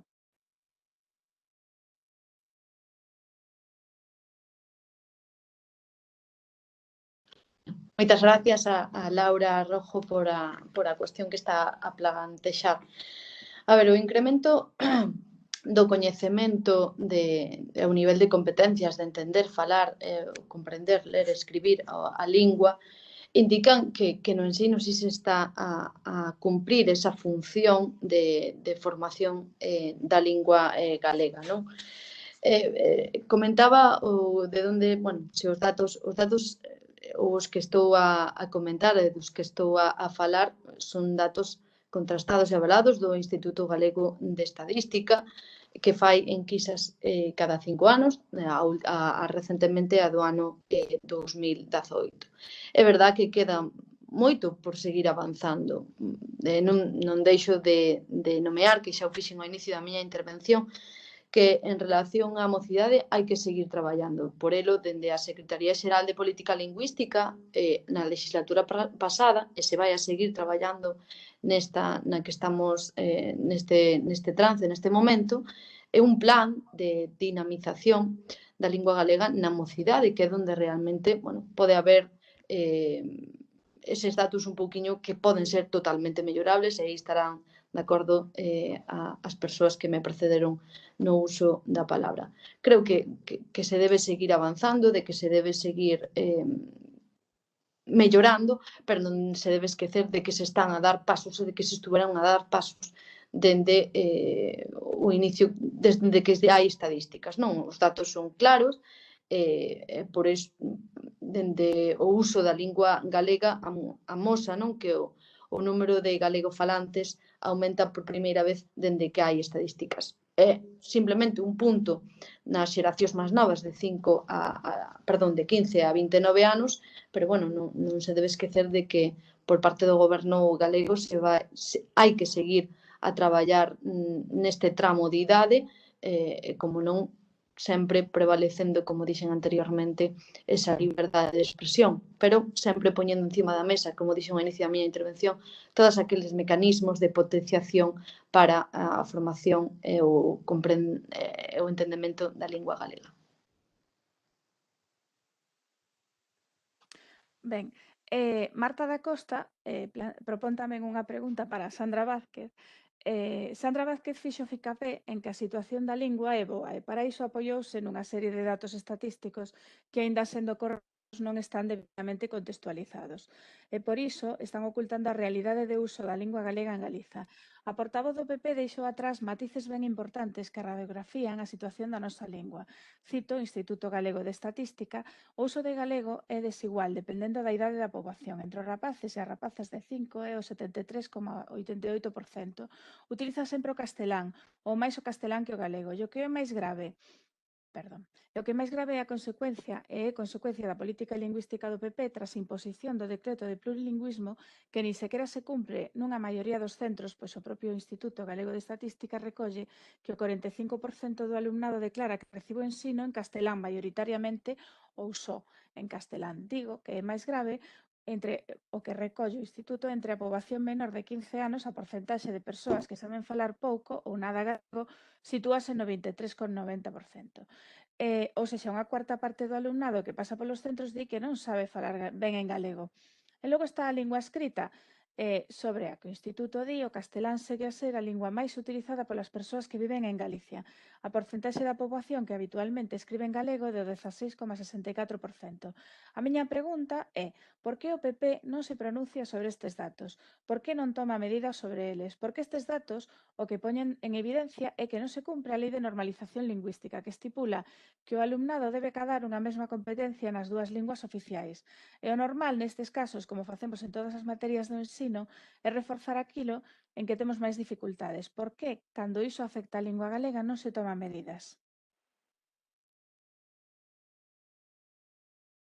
Bueno, moitas gracias a Marta da Costa pola cuestión que está a plantexar. É moi nomeado o decreto do plurilingüismo nestas xornadas e creo que é relevante contextualizar e falar de que este decreto está a ter vamos a analizar datos dende o ano, os últimos que temos, ano 2013, anos do 2018. Freouse o descenso de falantes e mostranos ese leve repunte na lingua galega como lingua habitual. Esta subida lévanos a calcular hoxe que falan máis galego máis persoas que fai 5 anos. E os datos así o revelan, non? O 51,88% da poboación, fronte ao 50,9% no ano 2013, é monolingüe en galego ou bilingüe con predominio do galego, un aumento case nun punto, non? O galego é a lingua cooficial con máis uso de todas as linguas cooficiais de España. E máis, contextualizando un pouquiño máis nas destrezas lingüísticas, analizando dentro do ano 2013 ao ano 2018, entenden un 95,83% no ano 2013 e incrementase ata o 97,46% no ano 2018.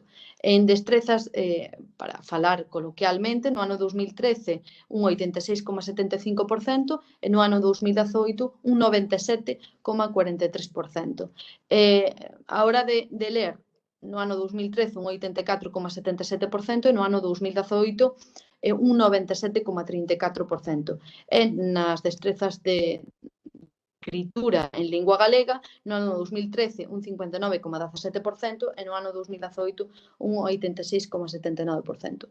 Hai que seguir mellorando? Por suposto que sí. Que hai franxas de idade no que hai que seguir apostando por seguir traballando nese eido? Por suposto, e por eso, en riba da mesa, e creo que foi comentado, de que hai franxas de idade que poden ser mellorables, hai un plan de dinamización da lingua galega na mocidade. Creemos que hai que seguir traballando nese eido e se vai a seguir facendo por parte do goberno galego. Ben, grazas. Teño unha pregunta para Noa Díaz, a representante do PSDG. Valora a introdución do inglés como lingua vehicular en certas materias? Como valora vostede a introdución do inglés como lingua vehicular pues, en certas materias? Así. Grazas. Bueno, non me corresponde a min e de verdade o digo porque, bueno, son a portavoz de Cultura, pero non son a portavoz de Educación e tampouco quero agora, vou ser moi sincera, meterme nun berenxenal, pero na miña opinión, evidentemente, a aprendizaxe das linguas é máis que necesario, pero seguimos falando do mesmo. O inglés ten que ser en inglés, o que non ten ningún sentido. No momento en que aseguremos as competencias, hai unha nos nosos idiomas, en castelán está máis que asegurado, e no momento en que aseguremos tamén en galego ter as nosas competencias en igualdade de condicións, o mesmo que coñeceremos e usaremos do mesmo xeito o galego e o español, entendo que non habería ningún problema, pero sempre en idioma, o sea, en cursos, en etapas educativas, dende logo moi avanzadas. Non estamos falando e non sei se tampouco chegar ao ensino obrigatorio. Realmente a mí me parece esencial coñecer unha terceira lingua. Creo que sería fantástico que puidéramos coñecer o inglés e o portugués, pero entendo que primeiro temos que continuar promovendo o uso do noso idioma e que o coñezamos. Entón, non me atrevo a valoralo, pero sí, dende logo, de ser o caso, sempre debería ser en etapas educativas que non sexan precisamente as que estamos falando agora, non? Xa se fai, ademais, nas universidades estáse facendo con distinto nivel de éxito, dependendo moito dos cursos e depende moito tamén dos propios grados, non? Dos estudos dos que se trate. E entendo que aí non habería ningún problema. Xa non sei se na ESO, na primaria, o sea, aí sí que me pronuncio e non creo que sexa de todo axeitado. Moitas grazas, Noa. Andrea Martins pregunta a Sandra Vázquez: antes de nada, teño que dicir que penso que vivimos en mundos diferentes no que respecta á presenza do galego, xa non digamos a competencia lingüística neste idioma. As preguntas son: considera que a súa opción política admitiría o estudo nas escolas oficiais de idiomas de outros idiomas peninsulares? Apoiará a iniciativa legislativa popular sobre o xabarín?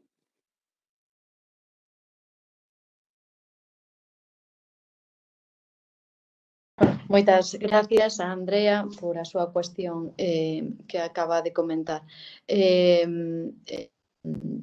Comentaba en relación somos un grupo, o grupo do parlamentario do Partido Popular, e hai cuestións que deben ser afrontadas como grupo.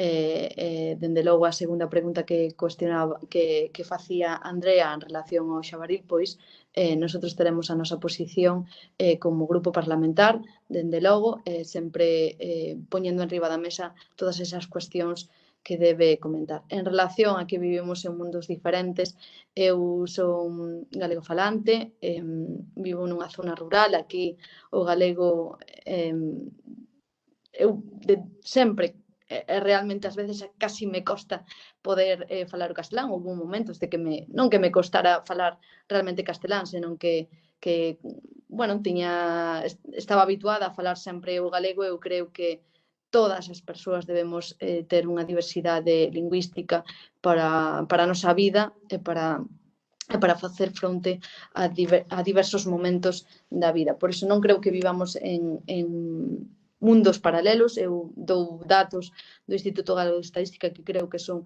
bastante contrastados e creo, dende o meu punto de vista, que se está a facer un gran traballo que hai que seguir mellorando. Eu creo que o dixen nas numerosas intervencións que estuven a respostar a diferentes preguntas que me fixeron os compañeros que estamos nestas segundas xornadas que se está a celebrar no día de hoxe. Hai certos franxas de idade que se deben mellorar, por suposto, e por iso en riba da mesa volvo a nomear o plan de mocidade, o plan de dinamización lingüística da lingua galega na mocidade, que creo que hai que seguir traballando, e por iso non creo que vivamos en mundos paralelos. Creo que hai diversas opinións que os respeto enormemente. Ben, a seguinte pregunta tamén é para Sandra Vázquez. Como pode falar de liberdade despois de séculos de imposición do castelán e desprestixio do galego? Coñece o concepto de diglosia? De acordo coa Constitución española, o Estatuto da Autonomía e a Lei de Normalización Lingüística, o seu goberno tería que ter combatido esta diglosia na sociedade galega e non fixeron nada, antes o contrario. Aínda por riba, explica esta desvalorización do galego como unha escolla neutral, cando precisamente o que non é. Unha pena e unha vergoña que esta intervención se dedicase a xustificar a perda do noso patrimonio cultural. Bueno, moitas gracias pola cuestión. Eu non estou a facer ningunha valoración negativa, creo que estou a dar a miña posición e creo enormemente na liberdade de expresión de calquera das persoas que queira expresarse na lingua, tanto castelán como galego, dentro do Estado español. Eu creo que respeto totalmente todas as persoas. Creo que cada un debe expresarse no que considere oportuno. Por parte dos poderes públicos estamos en potenciar todos os mecanismos para que se poida entender, falar, comprender como non as nosas linguas. Creo que non vou a ir moito máis alá en relación ao tema da liberdade de expresión. Eu simplemente dou datos e dei datos durante toda a miña intervención dos índices de emprego do galego son superiores a moitas linguas cooficiais, como pode ser comparable co catalán. Vamos a seguir traballando, por suposto, dende o Partido Popular de Galicia, a seguir traballando. Non vou a seguir comentando en relación ao tema da liberdade de expresión. Cada un expresase na lingua que considera oportuna e, por suposto, dende o Goberno seguir traballando para impulsar os diferentes mecanismos para poder expresarse na mesma. Grazas, Sandra. Ben, Suso Vermello ten unha pregunta para as tres parlamentarias. Ben, en realidade son dúas preguntas. Os tres grupos parlamentarios recibiron a que lle presentamos as bases de normalización xusto antes das eleccións do 12 de xullo. Logo de escoitar hoxe varias voces que falan de consenso sobre linguas, sobre leis educativas, e dado que despois se falará destas bases, destas segundas xornadas, gustaríame saber que posición teñen a día de hoxe sobre abrir unha negociación para modificar o decreto de plurilingüismo. En segundo lugar, que medidas pensan adoptar para dar curso á obriga indicada polo Comité de Ministros do Consello de Europa para que se dea cumprimento aos seus requerimentos, que xa terían que ter comezado en agosto de 2020. Ben, se non tedes inconveniente, pasolle primeiro a palabra a Sandra, despois a Mercedes e despois a Noa. Parécevos? Sí? Vale. Moitas gracias pola cuestión que plantexar o compañeiro. En relación ás bases de normalización, por suposto que vai a ser valorada por parte do grupo parlamentario, polo noso grupo parlamentario, seguir valorando as diferencias, todo o que se nos plantexou en dita presentación. A segunda cuestión, que non me deu tempo a escribila, non sei se Patricia pode... Sí, no. Mira, que medidas pensan adoptar para dar curso á obriga indicada polo Consello de Europa para que se dea cumprimento aos seus requerimentos, que xa terían que ter comezado en agosto de 2020. Pois, en relación a ese punto, teñen que desculparme que eu non teño ese coñecemento a priori aquí neste momento, pero encargareime de consultalo en profundidade e poder comentalo con todos vos. Descoñezco ahora mismo, teñen que disculparme que non teño aquí toda esa información. Damoslle voz entón a Mercedes.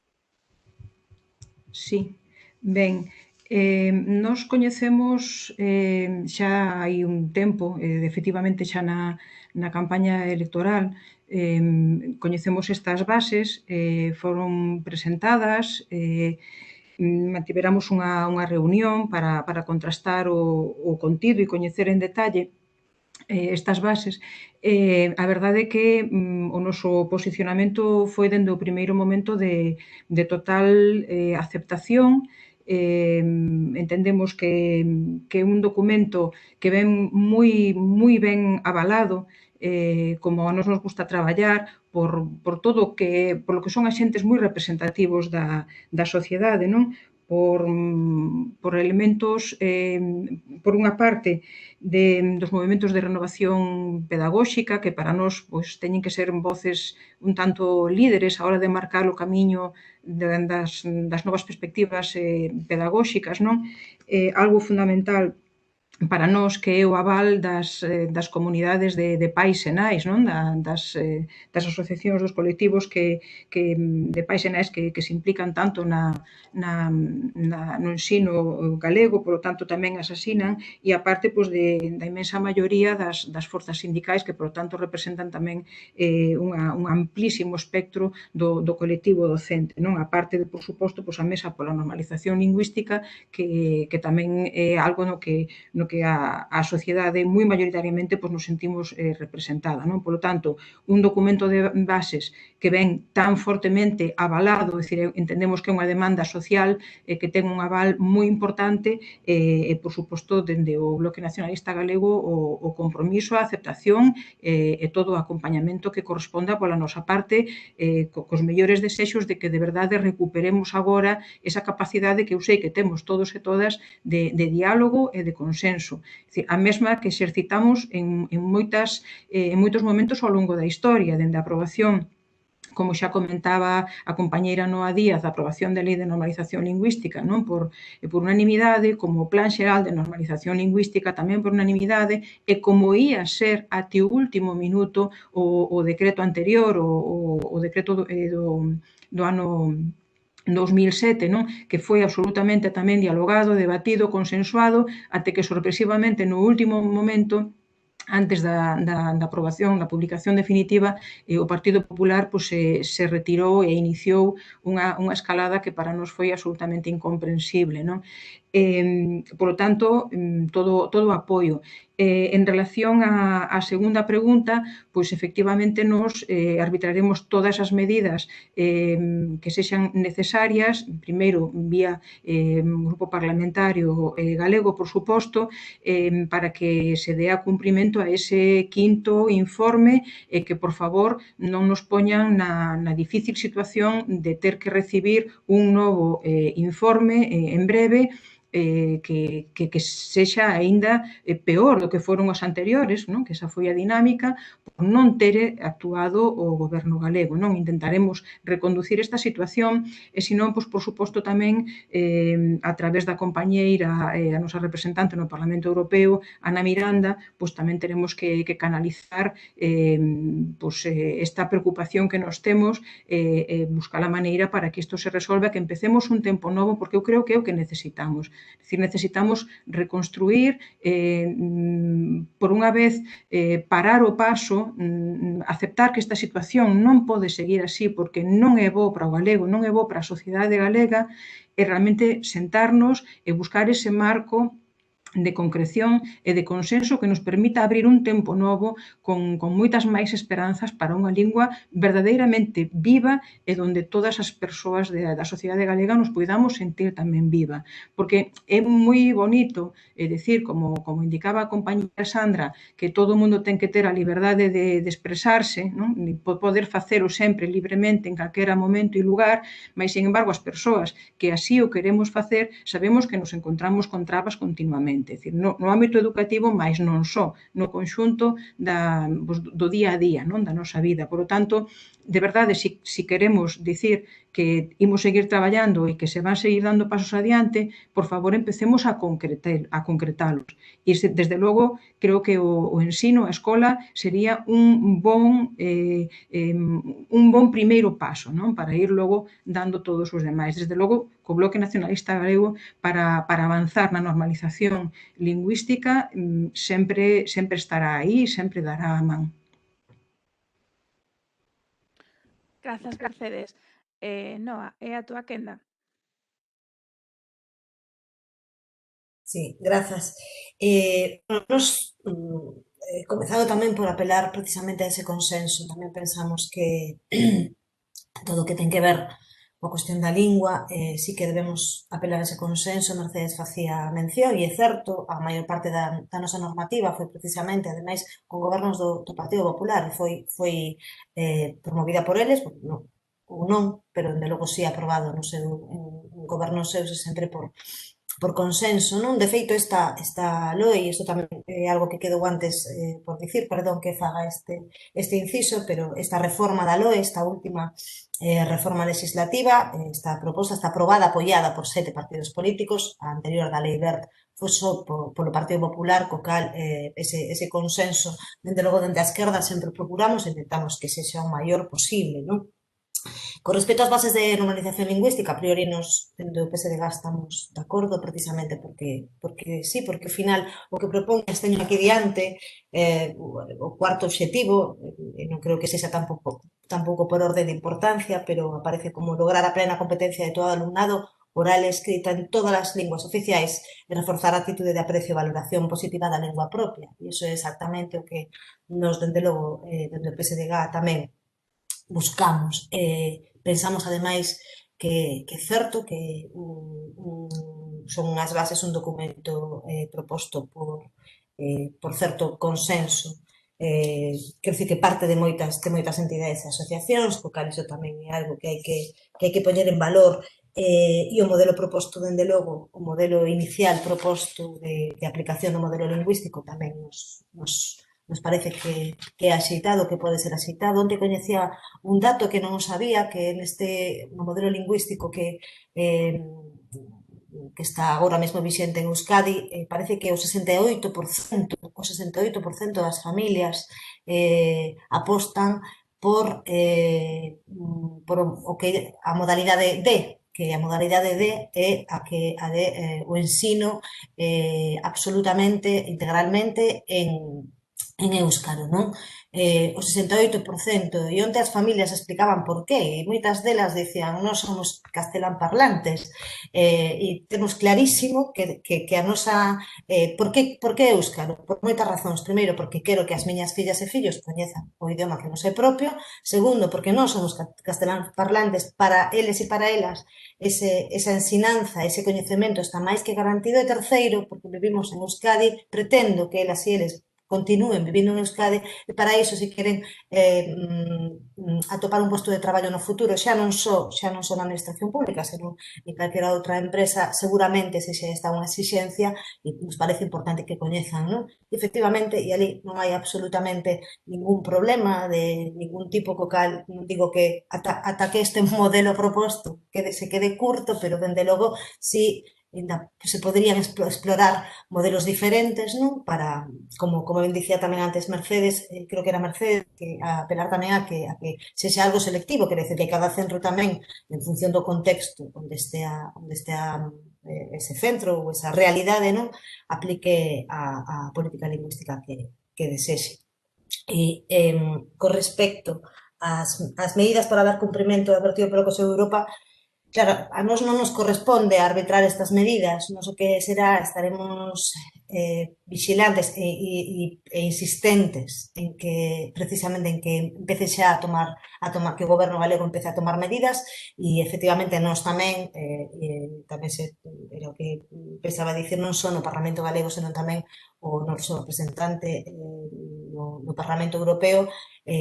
Imagino que ao final terá que chegar ali, claro, se ao final non se dá cumprimento dende aquí, dende Galicia, o que obriga, recomenda, sí, obriga esa carta europea, ese último informe, non? Que é, dende logo, demoledor. Nada máis.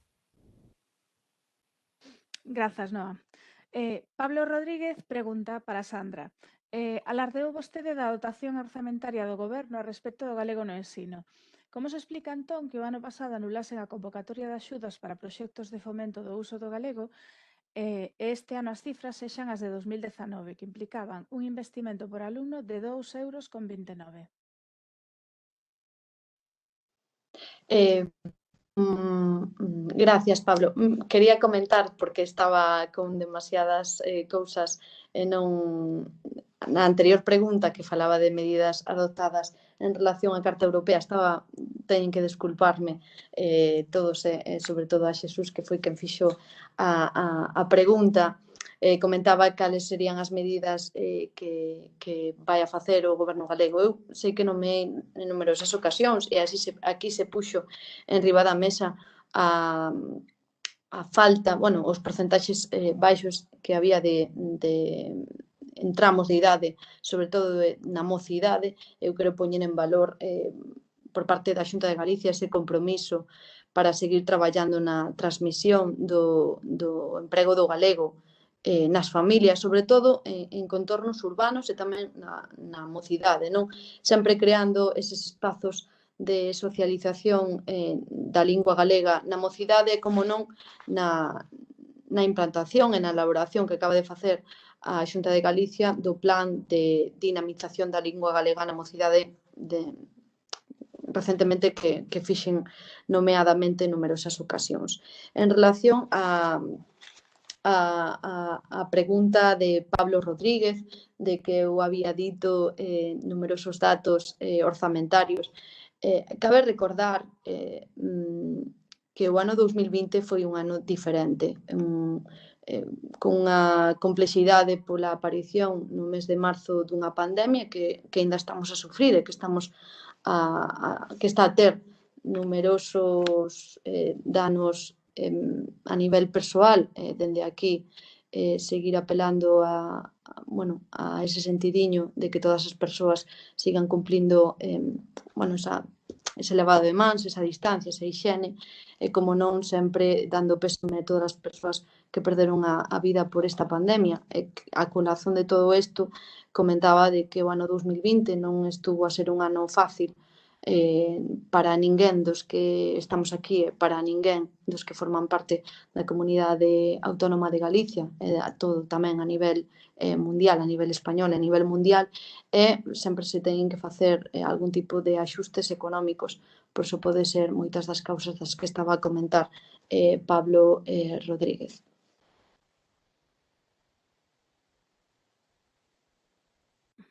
Ben, Antonio Sayans pregunta para Sandra. Poñamos un caso práctico do uso das linguas. O presidente do goberno galego cree que ten as mesmas competencias nas dúas linguas?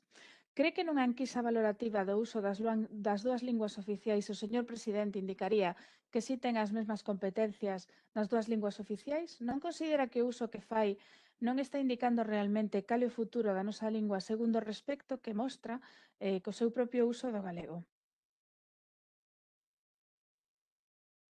Moitas gracias a Antonio pola cuestión que está a plantexar.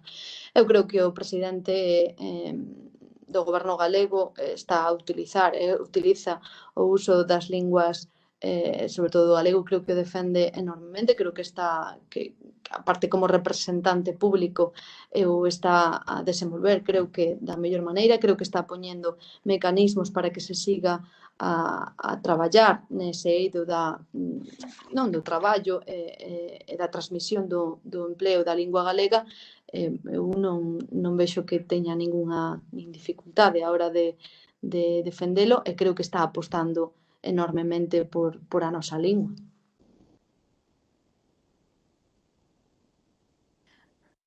Ben, María Villaverde neste tamén penso que neste sentido pregunta para Sandra, é claro que para avaliar a competencia en galego non é suficiente dicir se falan en galego unhas horas ao día, aínda que sexa o 100% do tempo desa crianza. O problema é como se vide esa competencia. Pois parece que para o galego todo vale. Podemos considerar un neno que fale galego no 50% do seu tempo se ese neno di carretera, vou a falar, me axudas.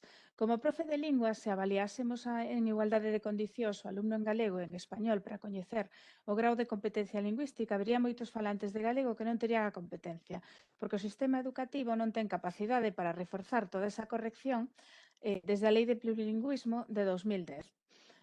Entón, para cando o PP vai deixar de usar o galego e as leis acerca delas para criminalizar o galego e os falantes de galego? Moitas gracias a María. Creo que non se está a perxudicar de ninguna maneira, ou polo menos por parte do goberno galego, ao emprego da lingua, da nosa lingua. Eu creo que se está a defender e a traballar no eido para seguir apostando. Creo que con todos os mecanismos e postas en riba da mesa para que os menores poidan desenvolverse na súa lingua. Eu creo que no ensino, sobre todo no ensino, o dato é así, o 96% do alumnado afirma falar galego ou falar bastante ben galego para conversar con outras persoas. Eu creo que aí están os datos. Que hai que melloralos? Sigo dicindo, sí, por suposto. E por parte do goberno galego aí está o traballo que se vai a seguir facendo e que se fixo hasta agora con porcentaxes que se poden mellorar e que se van a seguir, estou segura, que mellorando nese eido. Ben, esta pregunta está dirixida para representantes do PP e do BNG. A pregunta de Antonio Bouzamayor. Por motivos laborais, porque aquí cada vez hai menos traballo para todos e para todas, tiven que emigrar a Cataluña. E fíxoseme moi violento chegar ali e que todo estivese rotulado en catalán, e a radio en catalán, os xornais en catalán, e a xente soamente falaba catalán. A pregunta é, para o PP e para o BNG, cal é o límite de emprego da lingua para os dous partidos? Onde estaría o límite? Porque a min, como galego emigrante, se me fixo moi violento. Non me gustaría que a ninguén que nos visite lle pasase o mesmo. Doulle paso a Sandra. Gracias, Patricia, e gracias a Antonio. Onde está o límite? Eu creo que o límite debe ser a liberdade de cada unha das persoas. É verdade que por parte dos gobernos debese implantar as medidas para que se utilice o galego e o castelán no uso igualitario dunha parte do outro, ou así o consideramos ou considero eu. Creo que está Antonio, que visitaba Cataluña, e todo isto ven a colazón. Eu quero tamén deixalo resaltado, que o cambio que se fixo na nova lei de educación, non LOE, ven exclusivamente a dar un paso para ese cambio que se fixo na LOE non ven a máis que dar un paso a poder aprobar os orzamentos estatais. Por iso é un capricho, dende o meu punto de vista, de Esquerra Republicana de Cataluña. Espero poderlle contestar con esa a cuestión que facía Antonio. En Cataluña están a ter problemas xurídicos á hora de empregar a lingua, e por elo probablemente o cambio que se fai na redacción da disposición adicional 38ª da lingua castelá ou das linguas cooficiais, esa emenda transaccional que se faga, como decía a portavoz do PSDG-PSOE, a señora Noa, con diferentes partidos, sí, pero eu creo que é un capricho de Esquerra Republicana de Cataluña para aprobar os orzamentos estatais. Así está, que dende logo para favorecer o galego e o castelán, eu creo que non, simplemente unha medida negociadora para a Esquerra Republicana de Cataluña. Eu creo que deben utilizarse galego e castelán e seguir traballando para que as dúas linguas sexan parte da nosa cultura. Mercedes? Sí, ben, cando estaba escoitando a pregunta, que por suposto agradezo moito, estaba lembrando algo que comentei na miña primeira intervención, non? A necesidade e a importancia de que puidésemos coñecer, aprender, estudar as linguas do Estado, non? Xa que por definición na propia Constitución española isto é un Estado plurilingüe, non? E pluricultural, pois sería que importante sería que efectivamente tivésemos esa oportunidade de aprender na medida do posible, do que cada quen considere tamén necesario ou atendendo a súa curiosidade, pois esas outras linguas do Estado, non? Como o catalán, como o éuscaro, ou as outras que hai que parece ás veces que non están polo feito de non seren oficiais, mas que están aí, non? Porque efectivamente España é un Estado plurilingüe. Por lo tanto, pois, ratificámonos nesa importancia, nesa necesidade e tamén nesa eiva que temos de descoñecemento da nosa realidade plurilingüe máis inmediata, non? Parece que para sermos plurilingües temos que ir sempre a linguas que están a 1000 kilómetros de nós, non? Cando resulta que estamos rodeados de linguas e parece que temos que mirar para o outro lado. Onde están os límites? Bueno, eu creo que os límites sempre a todo e máis a algo que é tan socializador como son as linguas, os límites son os do respeto e o sentido común, non? Esa situación de descoñecemento e esas dificultades, non? Que di o compañeiro que lle suscitou esa situación en Cataluña, pois valle resultar idéntica a calquera outro sitio que viaxe, máis ou menos próximo, onde non coñeza pois a lingua dese lugar, non? Creo que nin é máis nin é menos, non? Estou segura que calquera dificultade de comprensión, de de coñecemento, de lectura e interpretación desas mensaxes que as que aludía son perfectamente respondidas por calquera persoa, non? Eu creo que realmente no fondo, e para nos no BNG, o límite está en non nos poñer límites á hora de querer aprender. É moi importante que manteñamos viva sempre esta capacidade de aprendizaxe que temos durante toda a vida as persoas, non? Por lo tanto, non poñamos límite a iso, non poñamos límite tampouco a algo que creo que é fundamental e prioritario, que é a capacidade de respetar as linguas, respetar as culturas, a identidade dos demais, porque as linguas, ademais de palabras, ademais de mensaxes, de código escrito oral, levan consigo unha identidade propia, unha maneira de entender, de pensar, de relacionar, de quererse, de transmitir o mundo. Por lo tanto, non nos poñamos límites, por favor, ao respeto, manteñamos iso sempre en garda e por diante de calquera proxecto político que queiramos desempeñar, non? Eu creo que neste camiño sempre imos estar coa man e coa corazón dende o Bloque Nacionalista Galego.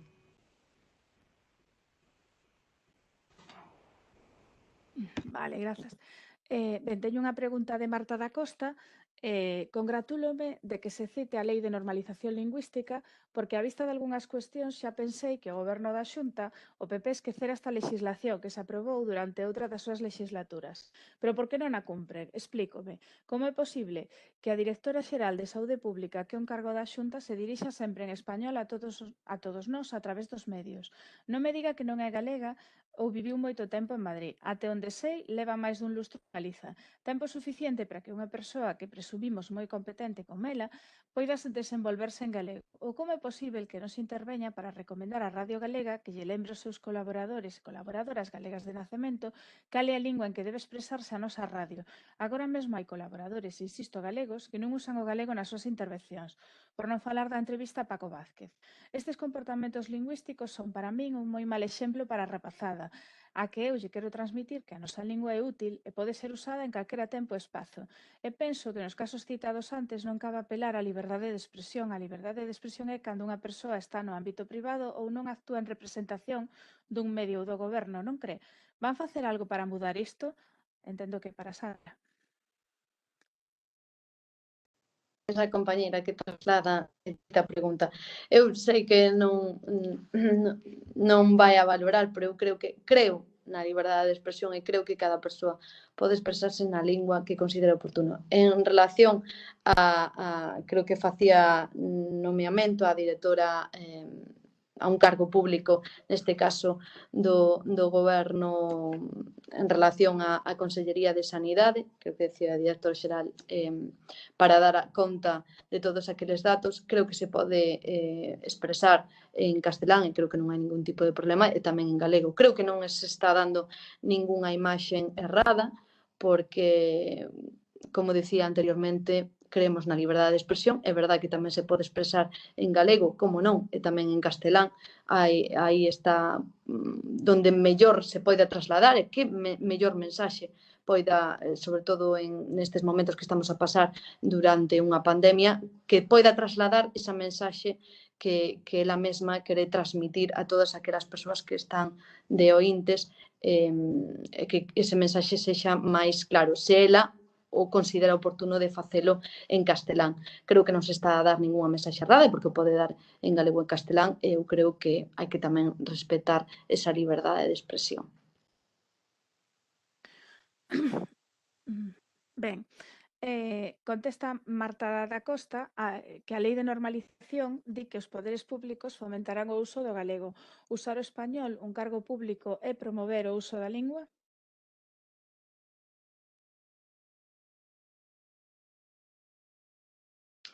Por suposto que podría tamén falar en galego, sigo apelando a esa liberdade de expresión. Que o podría facer tamén en galego, por suposto, e nosotros poñeremos todos os mecanismos para que se poida, pero sigo dicindo e apelando a esa liberdade de expresión e a dar ese traslado desa mensaxe que neste momento o que interesa é que todas aquelas persoas comprendan a mensaxe que quere dar, neste caso, a directora xeral. Eu respeto totalmente de que o faiga trasladar en castelán, pero tamén o pode facer en galego e tamén o pode facer en castelán. Eu creo que deberemos considerar que cada un poida facelo da mellor maneira posible, aparte de que se transmita esa mensaxe que a mesma persoa, ese cargo, quere trasladar aos seus ointes. Pilar Ponte ten unha pregunta para as 3 representantes. Desculpe. Cando visito Euskadi, agradezo moito a dobre rotulación en castelán e éuscaro para aprender e coñecer o éuscaro. Tendo en conta que as linguas se aprenden máis na sociedade que na escola, estarían a favor ou en contra dunha lei en Galicia que obrigase no comercio a dobre rotulación nas dúas linguas oficiais precisamente para favorecer a aprendizaxe social tamén do galego. Comeza Sandra. Gracias, Pilar. Decía que non se estaba, que o galego non se estaba a facer como non ensino. Eu quero recordarlle que o 96% do alumnado afirma falar o galego. Se estamos a favor ou non da rotulación, eu creo que iso entra dentro da competencia, neste caso dos comercios que o queiran facer. Habría que estudiar en profundidade a onde chegarían esas medidas, sempre en parte do consenso, sempre apelando a esa protección, non, que lles toca como non aos comercios. Habría que estudialo en profundidade, nunca se pode descartar, pero bueno, habría que estudiar como non este tipo de medidas.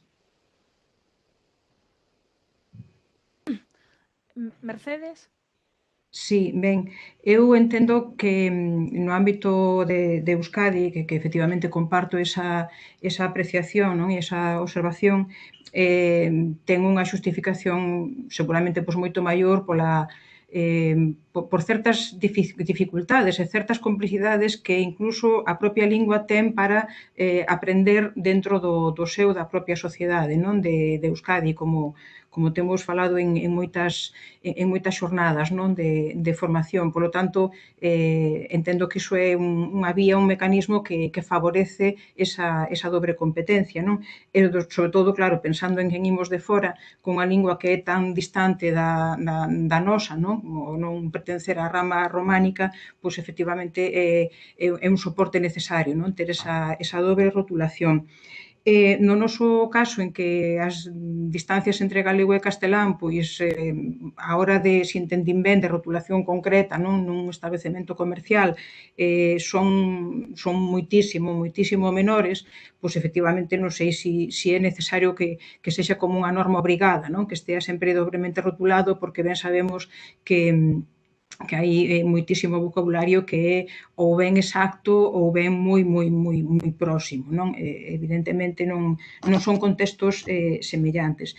En calquera caso, eu creo que a rotulación en castelán pois está máis que asegurada, é o 100%, non, prácticamente, o que temos pendente é un galego. Por lo tanto, eu entendo que dende os poderes públicos, que é unha responsabilidade do goberno para dar cumprimento, por suposto, á lei de normalización lingüística, debemos de asegurar que toda esa rotulación tamén estea en galego, non? Eu creo que ese é a eiva e é a tarefa que temos pendente e que un goberno verdadeiramente comprometido coa normalización lingüística, que non é outra cousa máis que garantir esa presenza de normalidade para a lingua propia desfavorecida, pois os poderes públicos e o goberno ten que favorecelo, ten que primalo e ten que convidar a que así se faga, non? E, desde logo, a sociedade galega é tremendamente receptiva, é unha sociedade que ten moi maioritariamente moitísimo afecto, moitísima querencia pola súa lingua propia, independentemente de que logo a poida usar ou non a poida usar na súa vida diaria, non? Sempre que se teñen establecido, estou pensando así en casos concretos a nivel local, non? Algún goberno municipal, recordo algúns do Bloque Nacionalista Galego, non? Abrir esas campañas de rotulación, de incorporación á vida comercial do galego, o sector e o conxunto da sociedade funciona, sempre responde con moi bon alto nivel de aceptación e de agrado, non? E efectivamente, son pasos de que son camiños de normalización lingüística que son moi importantes emprender, porque de nada vale ter unha competencia lingüística moi teórica adquirida na escola, en caso de que puidese ser, que desde logo entendemos que non está a ser, mas aínda así, de nada vale se logo non tes un convite a usar socialmente con normalidade esa lingua e a desenvolver o que é unha competencia lingüística que che dá a escola no que é unha competencia comunicativa que é o que che dá encontrarte con eses usos continuados da lingua e que te fai plenamente competente, non? Noa?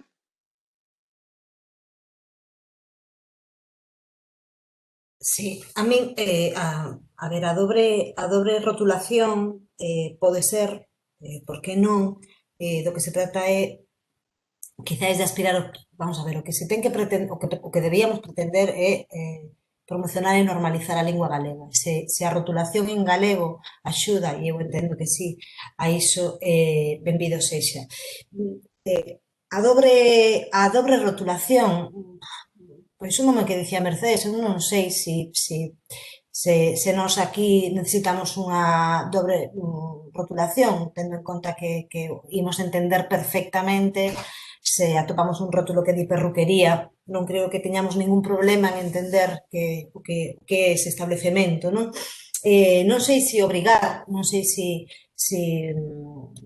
podemos falar de obrigar os comercios, o que si se podían era establecer, pois, non sei, medidas vantaxosas sobre a quen opte, non, por esa rotulación en galego, non sei se beneficios fiscais, etcétera. Sí que hai gobernos locais que tamén están de alguma maneira favorecendo esa clase de medidas, ofrecéndolles beneficios a eses pequenos comercios. Hai que dicir que comeza o pequeno comercio. Eu que son daqui de Santiago e coñezo un pouco ben aquí, sei que non demasiado, pero sí que comezan os comercios e sobre todo as pequenas iniciativas, o pequeno comercio a rotular só en galego e precisamente por iso, por tratar de normalizar o que é o noso idioma. Non teño claro si ten que ser como obriga, pero dende logo sí que se podería favorecer, como digo, con esta clase de medidas, non? E nada máis, sí que entendo tamén que en Euskadi rotulen dobremente, o que eso sexa unha exixencia, porque polo que dicimos é certo que ese idioma son dous idiomas os que teñen ali que non comparten tampouco orixes, o que quere dicir que se dificultaría moito o entendemento, non? O que nós o entendésemos, pero aquí non lle vexo maior problema. Ben, Beatriz López Dorado, digamos que responde a Antonio Bouza Maior e fai a seguinte pregunta. Sucédeme o contrario escrito por Antonio. Nacín e vivín en Cataluña ata os 14 anos. Cando cheguei a Galicia, atopeime con moitos atrancos a hora de falar en galego. Unha boa parte das persoas coas que falaba pedíanme que volvese ao castelán. A miña pregunta para Sandra é que medidas están a empregar desde o Goberno autonómico para fomentar o uso do galego na cidadanía e para combater os prexuízos que aínda existen na actualidade. Grazas. Hai numerosas, gracias ante todo a Beatriz, hai numerosas medidas postas en marcha polo goberno autonómico, do Partido Popular. Creo que xa había comentado anteriormente todos os programas que se van a poñer en marcha para o vindeiro ano, para este ano 2021. Creo que se están a poñer diferentes medidas e mecanismos, para o fomento do uso da lingua galega, como non, aínda así, de todos eses mecanismos que se están a pôr en marcha e que se puxeron en marcha nos últimos anos, tamén se está a seguir a traballar nese plan de dinamización da lingua galega na mocidade. Eu creo que si se están a levar iniciativas que se están a presentar en diferentes momentos para que o uso do galego se siga a fomentar dentro da nosa comunidade. Ben, Xosé Manuel Vidal Barral Esta é unha pregunta para as tres. Nese programa sobre linguas que onte emitiu a Sexta e que xa saiu aquí varias veces, o exministro do PP, José Ignacio Ver, dicía que no ensino unha lingua, sexa vehicular, era fundamental, pois non se trataba só de aprender o funcionamento básico dese idioma, senón de desenvolver a través del, por exemplo, razamentos matemáticos complexos ou coñecementos físicos ou tecnolóxicos. Entón, disto ser así, por que credes que no sistema educativo galego se evita, se proíbe que a mocidade poida desenvolver eses razamentos matemáticos ou eses coñecementos físicos ou tecnolóxicos a través da lingua galega? Comeza Sandra. Moitas gracias a Xosé Manuel pola súa cuestión. Eu creo que non se está quero dicir, en relación a utilizar o idioma da lingua galega en diferentes estudos matemáticos, está, creo que a utilizar a lingua galega o 50% neste caso para os usos, non sei se me escoita, os usos científicos dentro da utilización do idioma. Creo que non hai ese problema como quixo dar non a entender. Creo, non sei se realmente era o que eu entendín un pouquiño, entendín mal a cuestión. Eu entendo que o que se refire Xosé Manuel Vidal é que as matemáticas non se poden impartir en galego neste momento. Ahora mismo se están a dar en... Hai a valoración do 50% de utilizar o idioma tanto castelán como galego en diferentes asignaturas. É que non entendín exactamente a pregunta, que nos están a dar en galego, que será que el quería transmitir. Mercedes. Grazas, Sandra. Sí.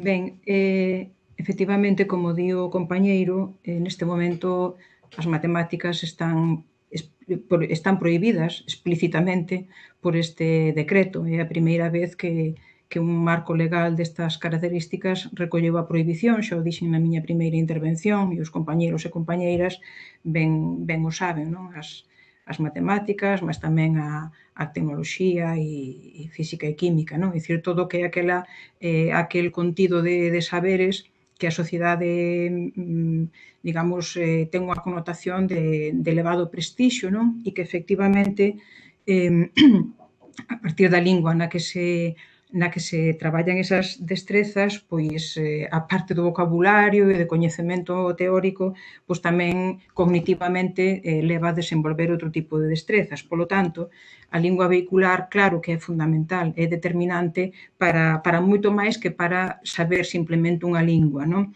Polo tanto, se o proxecto político dun goberno, como neste caso o Partido Popular, proíbe que o galego sexa esa lingua vehicular, evidentemente iso responde a unha ideoloxía lingüística moi determinada, é dicir, unha ideoloxía reaccionaria e profundamente negacionista da capacidade da lingua galega para ser un vehículo de comunicación, de transmisión de contidos en tres áreas que son fundamentais, ademais con un peso específico no conxunto do currículum escolar moi elevado, non? É dicir, o alumnado ante esta decisión o que remata cando acaba a súa escolarización é concluindo que o galego non serve, para as matemáticas nin para as outras áreas do ámbito científico.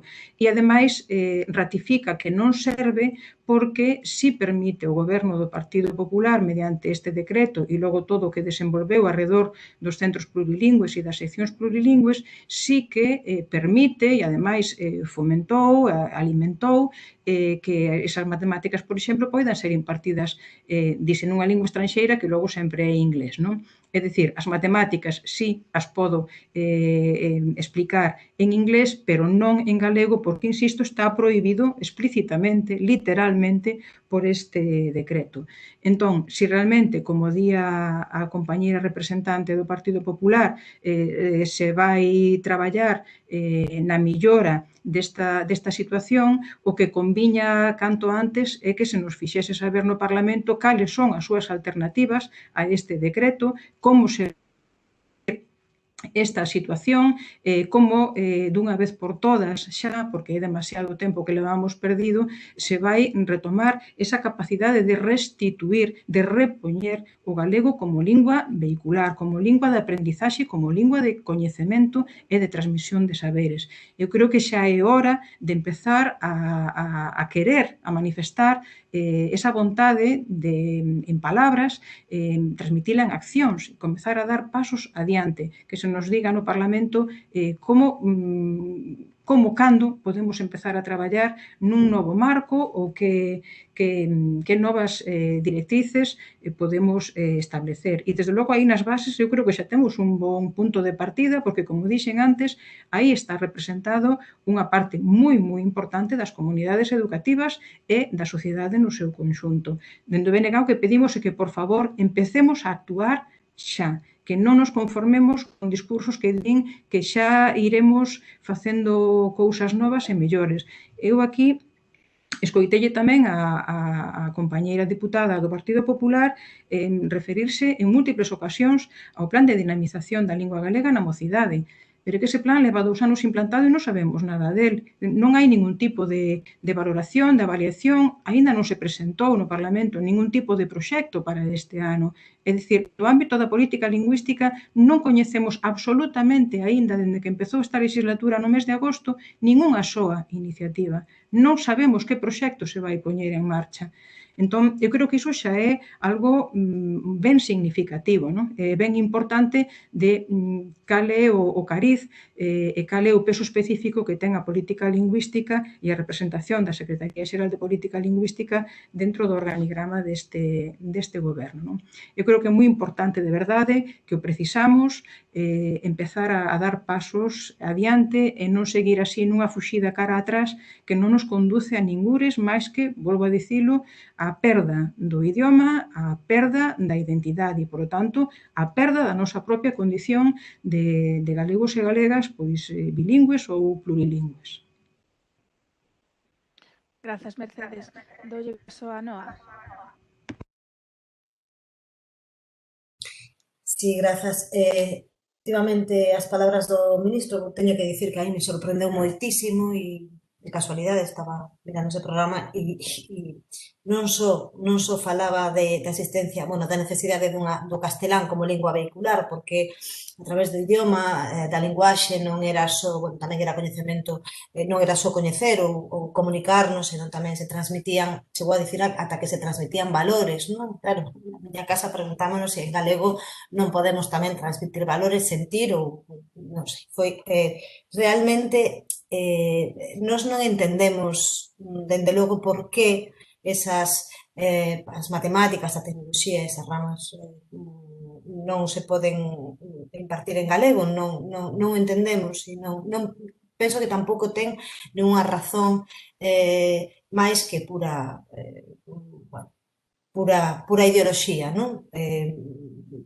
Razonamento científico, dende logo, que avale non debe haber, entón non entendemos que non. O que sí, esta nova modificación legislativa, dende logo, abre o camiño para que a Xunta de Galicia agora mesmo, e pedimos que ademais sexa, que faga con total celeridade, xa que está aquí a representante do Partido Popular, a ela lle solicitamos para que de alguma maneira faga de novo dese momento normativo desta nova modificación legislativa o antes posible, para que precisamente se asegure xa non só que matemáticas tamén se poida dar, se así o centro determina, se poida darse en calquera das materias e ali en contextos absolutamente castelanizados, mesmo a maior parte das asignaturas, e non todas, menos evidentemente lengua española e literatura, non?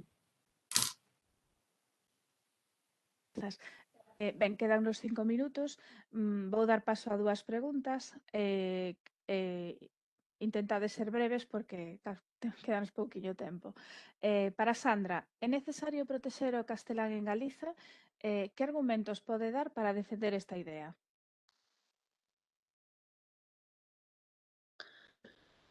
Creo que bueno, non sei quen fixo a pregunta, para agradecerlle enormemente a... Desculpa, Carme Gasamans. Vale, pois moitas gracias, Carmen. Creo que igualdade para galego e castelán, creo que non hai ningún conflito lingüístico, creo que debemos seguir traballando para que cada un se exprese no idioma que considere, sempre axudando e poñendo enriba da mesa por parte dos gobernos todos os mecanismos para fomentar a dinamización da lingua galega en relación ao decreto do plurilingüismo tan nomeado, creo que estivo e que está a dar bons resultados, que está a abrir a porta a linguas estranxeiras en Galicia, que creo que tamén é moi importante, e por iso creo na igualdade de galego e castelán. Ben, a última pregunta é de María Villaverde para Sandra. Vostede recoñece que o galego e o castelán non son linguas en igualdade en relación ao uso.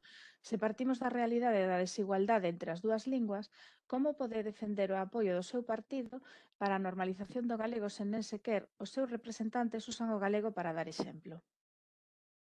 Quere dicir, usan sempre o galego para dar exemplo.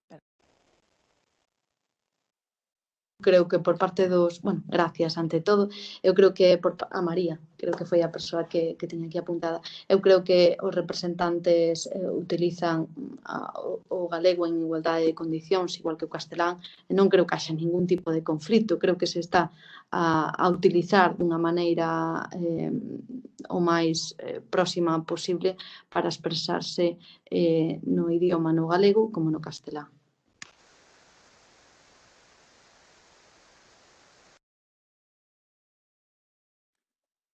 Desculpa, entrou unha última pregunta, María del Carmen Rivas Corbacho. É unha cuestión para as tres. Eliximos o show 10 nenos e nenas de calquera das nosas cidades. Se 5 delas nos responden en galego, o goberno de Feijóo ten razón, senón toda a súa política está trabucada. Cando cheguemos a esta equidade podemos falar de igualdade, en canto todos son mentiras. Que opinades? Doulle a palabra primeiro a Sandra, a Sandra Vázquez.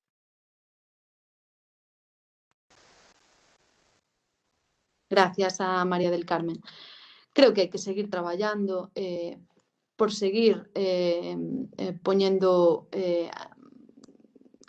o galego para que sexa,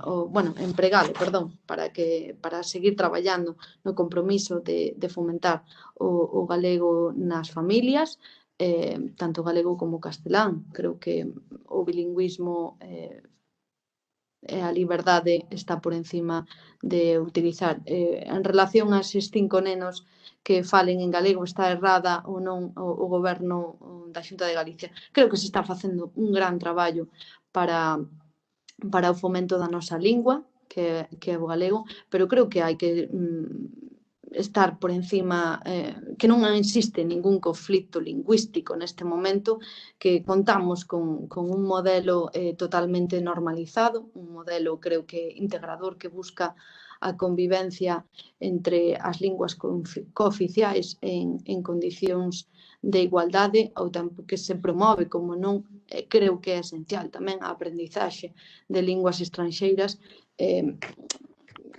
como non o aproveitamento intenso con outro gran tronco lingüístico común como é a lusofonía. Grazas, Sandra. Mercedes?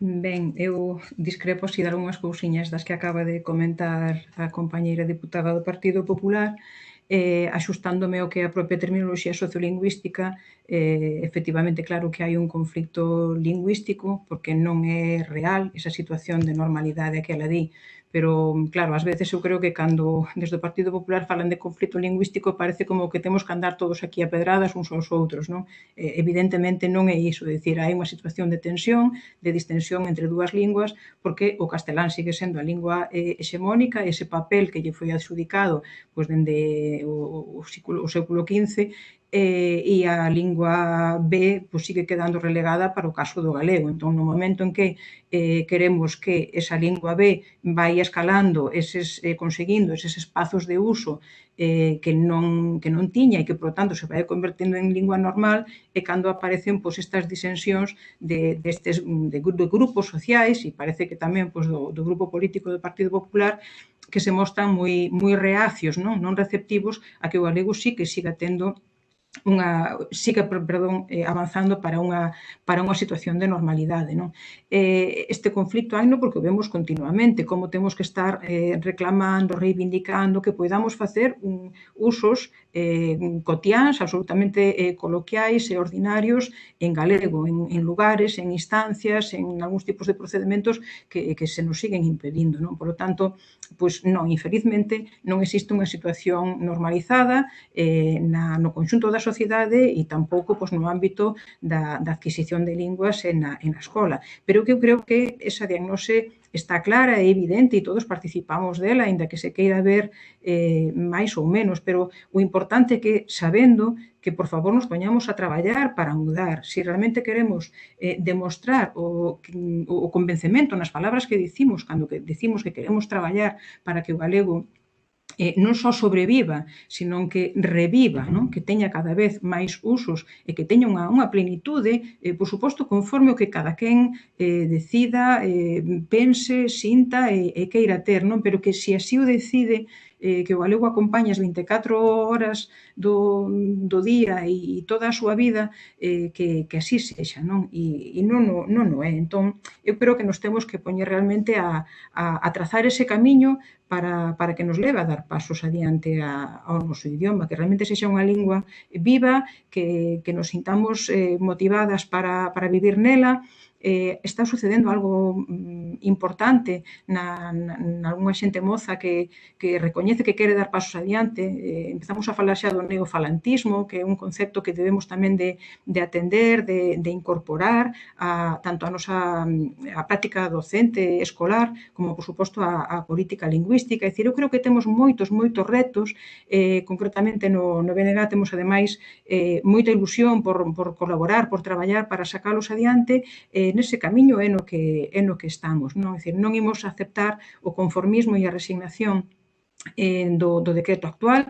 Está xa máis que demostrado que non foi útil, que non foi bo para o galego como se prevía, pero tampouco nos imos conformar con permanecer na crítica estática, non? E permanente. Queremos dar pasos adiante e, por tanto, estaremos ou acompañando ou abrindo todos os camiños que sexan novos e bons para o noso idioma, porque vai ser tamén para os galegos e para as galegas. Grazas, Mercedes. Noa? Sí, moi brevemente. Dende logo, creo que o objetivo fundamental e no que temos que traballar todas e todos é por normalizar a nosa lingua, non? Iso pasa por promocionala e por protexela, por promocionala. Con respecto á pregunta, a política lingüística da Xunta de Galicia, na nosa opinión, está non errada, senón erradísima. Non o dicimos nós, o están a dicir todos os datos que manexamos o propio Consello de Europa con ese tirón de orellas permanente, e que parece que ademais hai unha total indiferencia a esas críticas a esa política lingüística, non? E non pensamos, dende logo, que non existe unha armonía con respecto ao idioma aquí no noso país. Outra cousa é que estamos en permanente conflito, non? Que queremos ben a nosa lingua, o que non queremos é precisamente converterle isto nunha ferramenta de conflito continuo, pero, dende logo, non se pode falar de que haxa unha total normalidade, porque non hai. A nosa lingua está en clara desventaxa, hai que promocionala e cara a ese objetivo deben ir todas as políticas. Nos agardamos, volvo a repetir, dende o PSDG que a Xunta reaccione a tempo, que actúe con celeridade e que desenvolva un novo decreto do uso do galego no ensino, que dea resposta, que dá unha resposta axeitada a esta nova reforma legislativa que, como volvo ao principio da miña intervención, o único que pretende é que teñamos un coñecemento da nosa propia lingua, da mesma maneira, o mesmo nivel de coñecemento, plenas competencias, da mesma maneira que temos tamén no outro idioma castelán, que ese sí que non está, dende logo, en entredito. E nada máis por mí. Ben, grazas. Imos dar por rematada esta primeira parte das segundas xornadas de normalización. Ben, penso que a reflexión compartida sobre a situación da lingua neste momento é moi útil. Moitas grazas ás tres, a Mercedes Queixas Zas, a Noa Arias Varela e a Sandra Vázquez, polas vosas intervencións e a todas as participantes pola atención e colaboración neste debate coas nosas parlamentarias. Lembro vos a todas que nos vemos escoitámonos e vémonos de novo a unha con Suso Vermello. Unha aperta e tomade un café. Adeus. Adeus. Moitas grazas. Grazas. Até outro día.